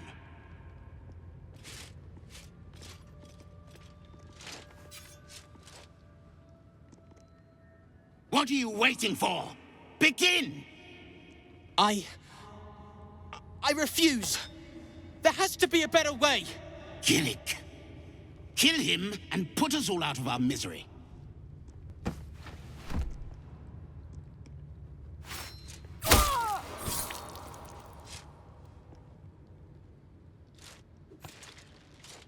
You skillfully avoid hitting any major organs, but apparently it was enough. He's out cold. Yet another staggering display of incompetence. Move him out of the way. We've wasted enough time already. Thank you, Istik. The Sauvage would have left me there to die. He's always telling us how we have to be ruthless, that death is the only mercy we deliver. But you showed compassion and kindness. You're just like... Never mind. I speak of Orpheus, the true prince. He's so strong and wise, and he rides a comet. A comet! We're forbidden to talk about him. They say Vlaakith knows if you even think his name. I found his book. Part of it, anyway. I read it all the time. He's unbelievable. Take it. It's so stupid we can't read it. It's just a story. It's not even true. I'll do my best to forget what it said. Thank you for taking it. My own Sauvage would never have threatened a youngling. A waste of time and energy. The pupils themselves culled the weak from their ranks. I myself felled 4 of my own classmates once Kalir had 100 times circled Tyrell. The disc appears in your mind's eye. Lae'zel sees it too, and considers the vision. Tirsu markings. Ancient. I recognize them, but I can't make sense... No. Wait. The texts are enciphered, but there's a common speech translation beneath, carved in a different hand. It's a story about Orpheus. Your head buzzes in concert with Lae'zel's, but it hardly matters. Even without the connection, you'd recognize her discomfort. The Prince of the Comet, Part 2. The Prince of the Comet, Orpheus himself, led his honor guard into battle. Their red dragons bellowed with righteous anger, and the heavens erupted. The glorious prince cried to all who could hear him, "Praise be to my mother Gith, the queen of the one sky, sacrificed to the hells by the renegade Vlaakith." But the true heir, the Prince of the Comet, could not overcome Vlaakith's knights and their ill-gotten worms. Mighty Voss, Gestil Kithrak, lit the astral sky aflame. When the ash had cleared, beloved Orpheus was gone. True heir, glorious prince. There's no greater crime than to exalt the pretender called Orpheus. Disregard this drivel. Gith declared that Vlaakith should be queen. Orpheus would have ceded control to the Geich. Vertical incision from pineal eye to end of notochord. Intestinal coloration consistent with samples 231 to 259. Do you have a question? Or are you just going to stand there gawking? I am a child of Gith, not discarded rat flesh. Am I not due your respect? Lae'zel, is it? Fine. And be quick. My work is of vital import. We carry Geich tadpoles and have done so for countless days, yet we show no symptoms. We must enter the Zaithsk. You are infected, but showing no signs of cerebral impairment. Fascinating. Either your tadpole is special, or you are. We must find out which. Go to the Zaithsk. The device is strange, made of taut flesh and pockmarked metal. It waits for something. The Zaithsk. Vlaakith's purity distilled. My duty. My right. The device is an ingenious synthesis of illithid anatomy and metal alloys. It hums with psionic energy, hinting at paths into unknown minds and unseen planes. Stand aside. My time has come. Praise Vlaakith. Let it be done. Sit, child. Let the Zaithisk end your suffering.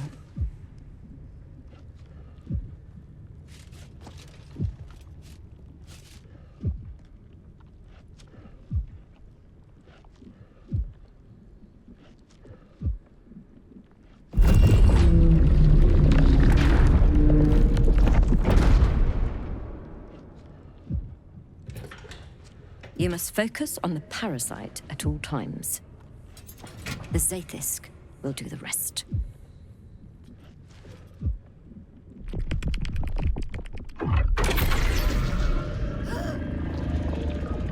An unseen blade cleaves your mind in two.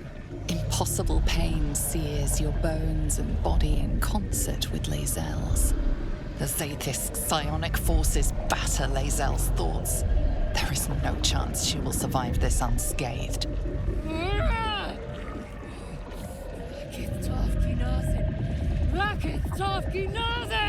Yes, child. Speak the Talakit. Meditate on its verses. You feel Lae'zel's mind rip and rupture. Is this purification? Is this the cure? You share in Lae'zel's agony.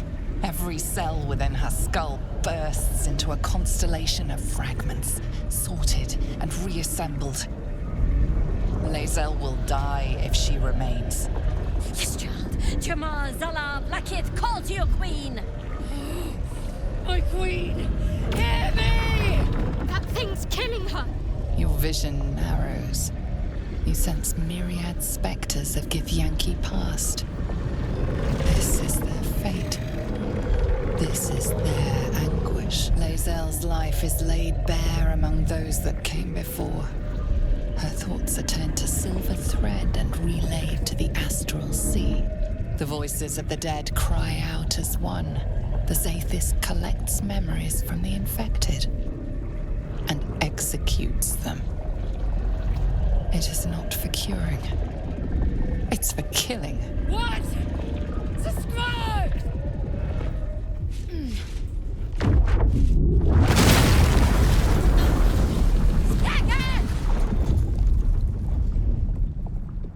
What madness is this? The Zaithisk nearly destroyed me! I am Githyanki! I will not be Geich! My life's work gone. And yet she lives. And so does her parasite. There's something in her voice that goes beyond rage.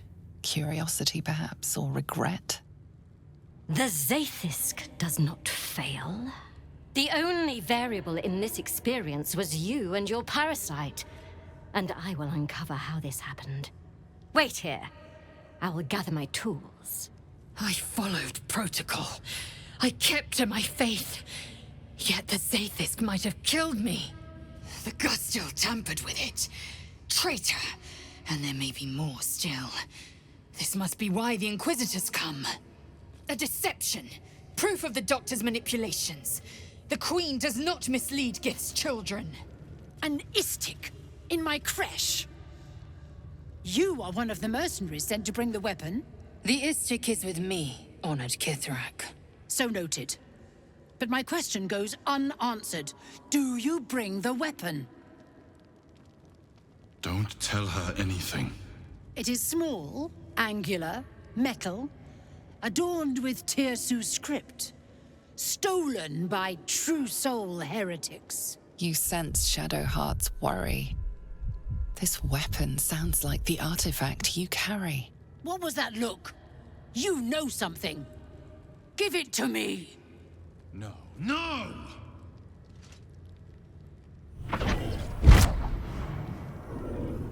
Yes. There it is. Exactly as described. The Inquisition will finally come to an end.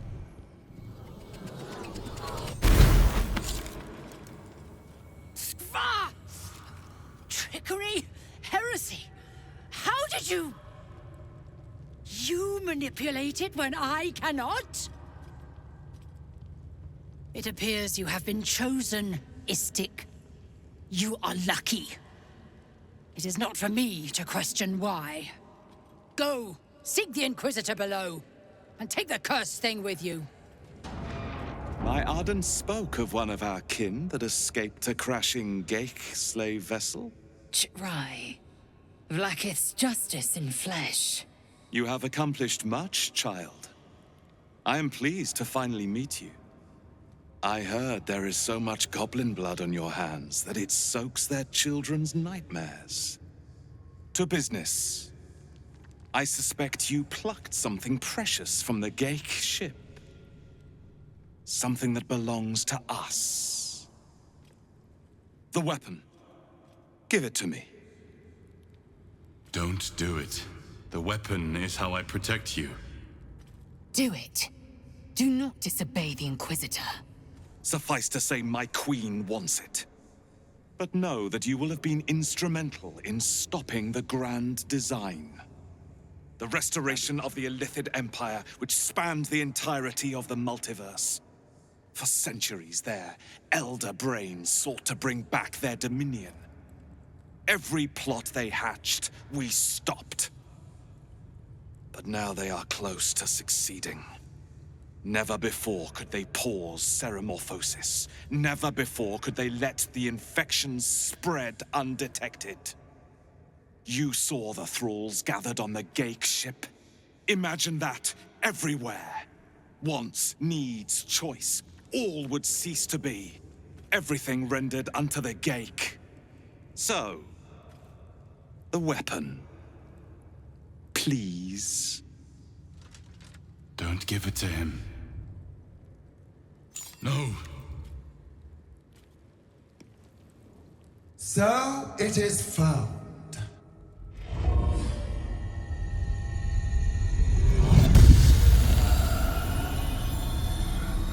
Vlaakith Gorg Skathzai. My queen. Skathzai. You are permitted to look upon me. You are invited to kneel. The Deathless Queen has spoken. You will obey.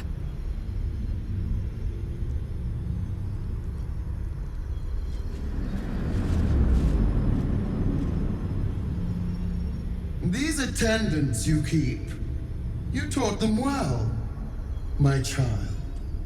My Lae'zel. Chma Zala Vlaakith. You know me.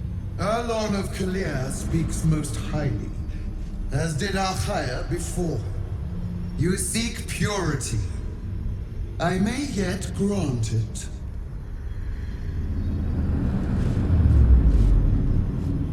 Istik, you bear that which is ours. But are you friend, or are you thief? Your utility is proven, but your heroism is yet to be witnessed. A test, then, to see if you are as capable as you profess to be. There is someone inside. Their mind is warped, broken, a blight. They are an agent of the Grand Design, sent to sabotage the Astral Prism.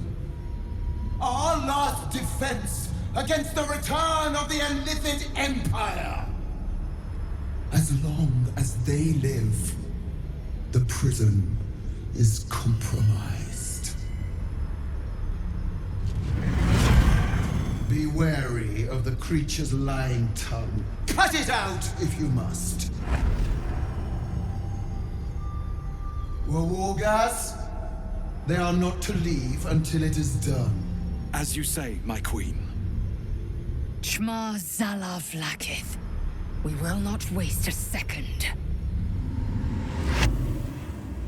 Vlaakith has spoken. Do not leave this room except to enter the prism. Turn your back on me, and you will feel my blade against it.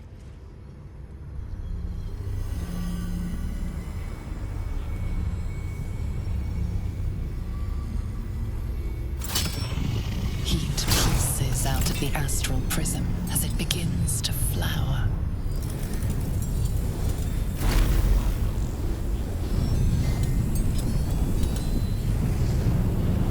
Your mind burns hot with excitement.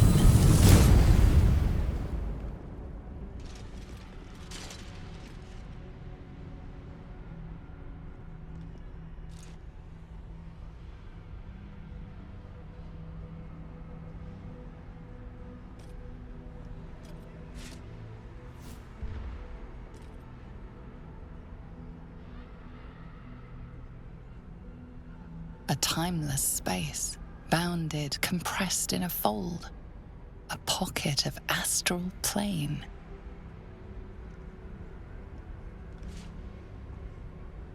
Boundless. Timeless. Like every dream that ever was stitched together. It is home.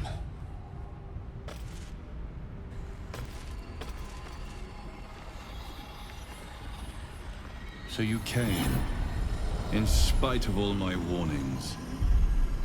Disappointing. Come. We will talk in private. Just the two of us.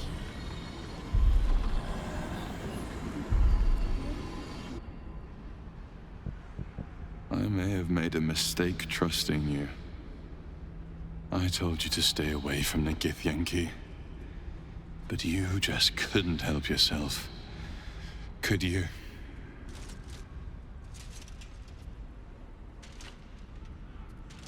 And now, you've come here to murder me.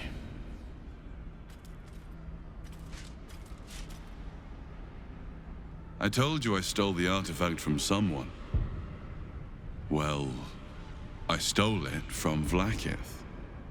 Since then, she has become desperate. Vlaakith wants me dead because I know her secret. It is a secret so great that if her people ever found out, that would be the end of her rule. The end of her. That same secret is how I've been protecting you from the Absolute. I can hear your thoughts. You think I'm lying. Vlaakith warned you that I would try to deceive you, but consider this. What reason have I to deceive you? I want the same thing as you. Freedom. I'm on your side. I have been since the very beginning.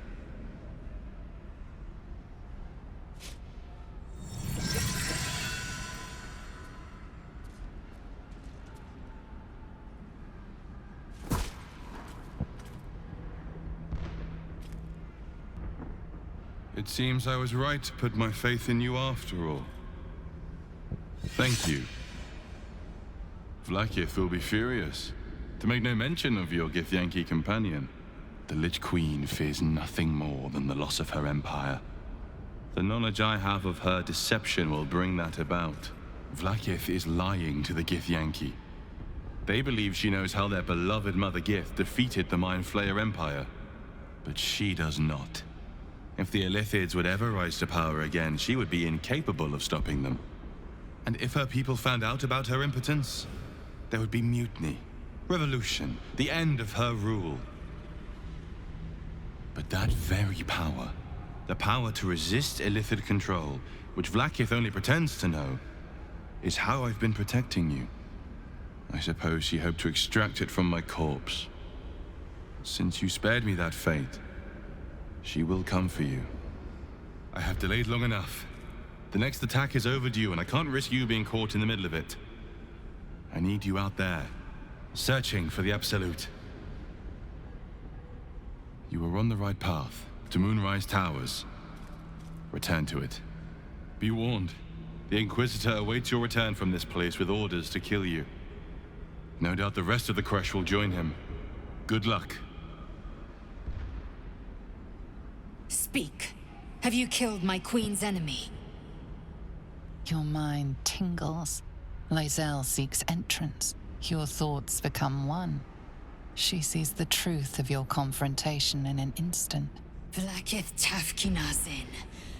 I see only madness. Vlaakith bears the full might of Tunaroth's arms, and the covenant of the great Mother Gith. We must go to the Chirai. He will summon Vlaakith. She must know of this apostate. Lae'zel, I've been waiting. You are named Hashalak. Bend your head, for my blade is ready. Chirai, please, summon Vlaakith. There's much... Irrelevant, Gaik wretch. The Queen has spoken. Your death is decreed. You realize what Lae'zel doesn't. Whatever the outcome of your visit to the Astral Prism, Vlaakith had no intention of letting either of you live. Vlaakith. Vlaakith! I have wielded your fury as a blade, roared your wrath as a dragon. You promised ascension. Yet I crawl among my own people, low as an asp's belly. Skageth! I followed your path. What good? This heart of stone, for it to be shattered.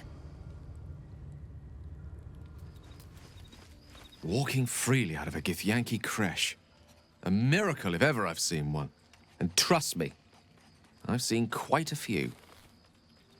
My first tour of a Githyanki creche. Memorable, to be certain, but the service left something to be desired. I suppose not many can boast that they've been to a Githyanki creche and survived. Perhaps that's a good omen for our chances going forward, if you're feeling optimistic. This worm is a powerful little beast, isn't it? I can walk in sunlight, trespass upon any home, manipulate minds. I'm the most powerful vampire in the realms. Granted, the looming doom is an issue, but why not enjoy the benefits while we can? I was a slave. A vampire spawn. Kept by the Tsar family. Perhaps I still am. I was never able to resist their commands. But now, I've been conveniently lost. They won't ever control me again. It seems Cazador wants me back. People think the biggest threat to a vampire is a cleric with a stake. It's not. The biggest threat to a vampire is another vampire. They're scheming, paranoid, power-hungry beasts. So why would any vampire give up control over a spawn to create a competitor? Trust me, it doesn't happen. It was him, I'm sure. Only he would know to send the Gur after me. It was a group of Gur that attacked me that night in Baldur's Gate. I would have died had Cazador not appeared and saved me. He probably thought it was funny. We just have to be vigilant, keep our wits about us, and kill any monster hunters on sight. We can probably make an exception for Will. Probably.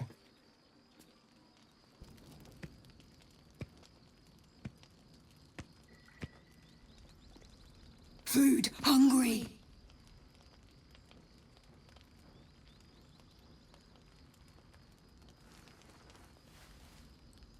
Want bite.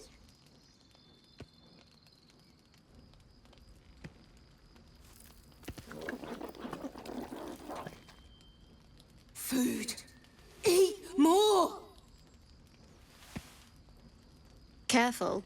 Once that thing's eaten through the camp, it might start looking at you hungrily. No! Run! I'm not chasing after it, if that's what you're thinking.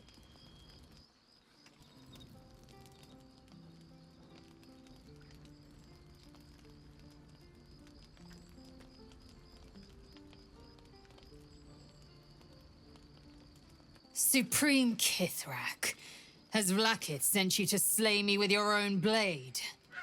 I've not come to kill you, Lae'zel. I've come to aid you. Don't trust him.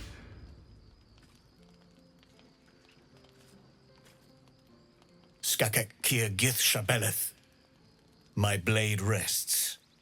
Mother Gith compels you to listen. Speak. My ear is yours. I know you carry the astral prism, Lae'zel. Within it lies the seed of Vlaakith's demise, and I intend to help you bring it to fruition. Vlaakith's demise? Skaketh. I should run you through for suggesting it. The prism's tenant must be let loose. I've sought their freedom for eons. When the prism went missing, I feared the worst.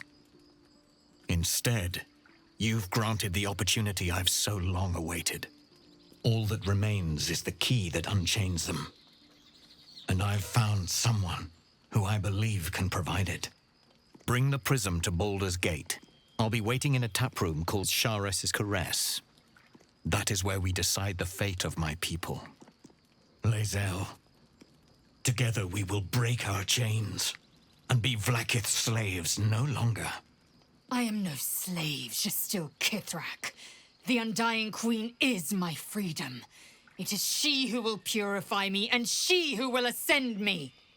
Lies, Lae'zel, every last one. There is no purification, no ascension. The Zaith Isk does not purify, it extracts memory and kills the infected. Nor does the Lich Queen glorify the ascended. She feeds on most all of them to grow her power and pursue godhood. Madness. You flood me with this heresy.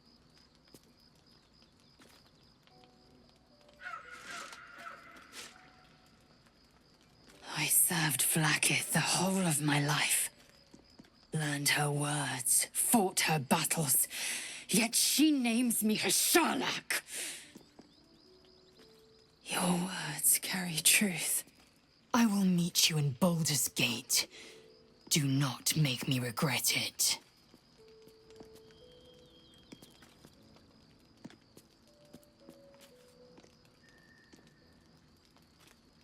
Lae'zel, I see Talakma Gear in you, sister in freedom.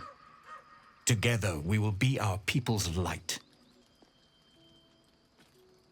I should go. Vlaakith's gaze pierces the seas and skies. She believes me loyal, and I can't afford her mistrust. Keep the astral prism close. Let no one take it from you. Slay any who try. Now to Baldur's Gate. I'll be waiting, Lae'zel.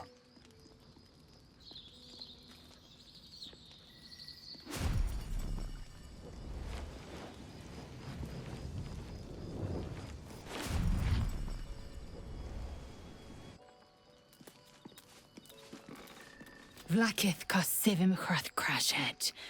Only in Vlaakith may we find light. These were the first words I ever read on Tirsu's slate. But they are no mere aphorism. They are law. They are creed. The root from which the 10,000 protocols stem. Forsake one protocol, and forsake Vlaakith. Forsake Vlaakith, and be the blood and meat which sates her dragons. If Voss speaks true, if Ascension is a lie, if tadpole purification is a fairy tale, then I have not sinned against Vlaakith. She has sinned against me. Long ago, the Geich enslaved my people. They dominated our minds and bred us for war, until Great Mother Gith took a hammer to our bonds. From the day of our hatching, young Gith have one purpose: to train hard enough to slay a Geich and take its head. Then, we speak the rite of ascension, and a red dragon comes to fly us to Vlaakith in Tunarath, City of Death. We are honored with an eternal home in the astral, celebrated for our victory. We are ascended. Or so I believed. I'd never thought Vlaakith a tyrant, or me as a vassal. She was the source of my might, and I the envoy of her will. A warrior, a champion, a destroyer. But if Voss is right, and Vlaakith consumes the Ascended to gain power, then I am no destroyer. I am mere livestock, bred to be harvested and devoured. Every Githyanki is a slave with a singular purpose. Not to cull the Geich, not to prevent their grand design, but to raise Vlaakith to true godhood. We'll meet Kithrak Voss at Sheres's Caress in Baldur's Gate. Until then, be vigilant. Vlaakith's eyes are upon us. Oakfather's blessings to you. Few who witnessed the fall of Moonrise still draw breath. What Ketheric Thorm unleashed is not something that nature can undo by itself. I must do what I can. I studied the Shadow Curse for years, but to truly understand it and stop it, I must reach its source. But we'll need to get closer before I can put my theory into practice. Put it from your mind for now. Once we near the curse, then there will be more to be said. I am here to be your ear as you bear your burdens, and the arms that protect you if you can shoulder them no more. The Oakfather must have blessed you to make it this far.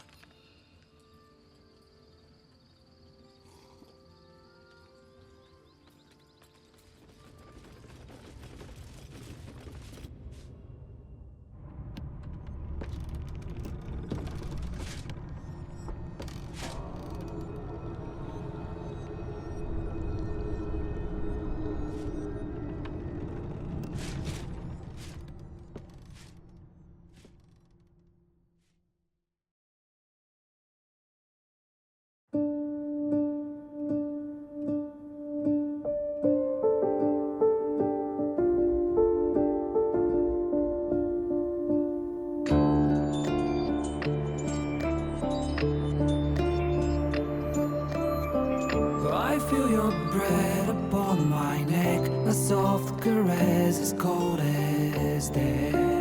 Cold as death. I didn't know you well back then. I blame it on luck and pain. Luck and pain.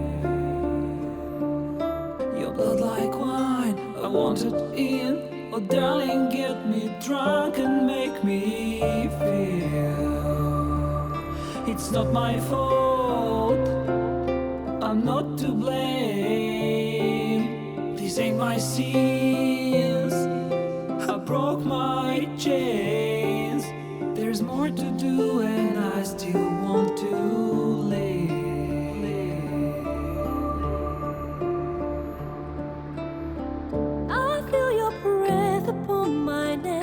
A soft caress as cold as death. Cold as death. I feel your heart beat in my soul. Our futures bound, our bodies know. Bodies know. Your blood like wine, I want it in. Oh darling, get me drunk, invite me. It's not my fault, I'm not to blame. These ain't my sins, I broke my chains. There's more to do if I can only leave. I can't go yet, don't let me die. I'll never stop until I'm done, but just tonight maybe I'll rest in peace.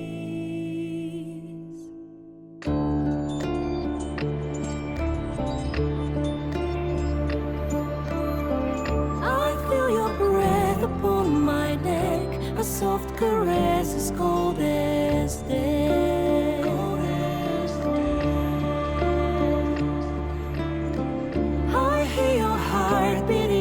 So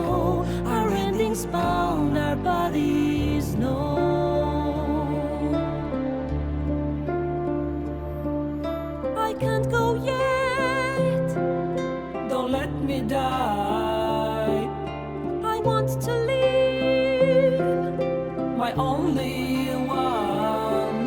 There's more to do if we can only leave. The clock won't stop, and this is what we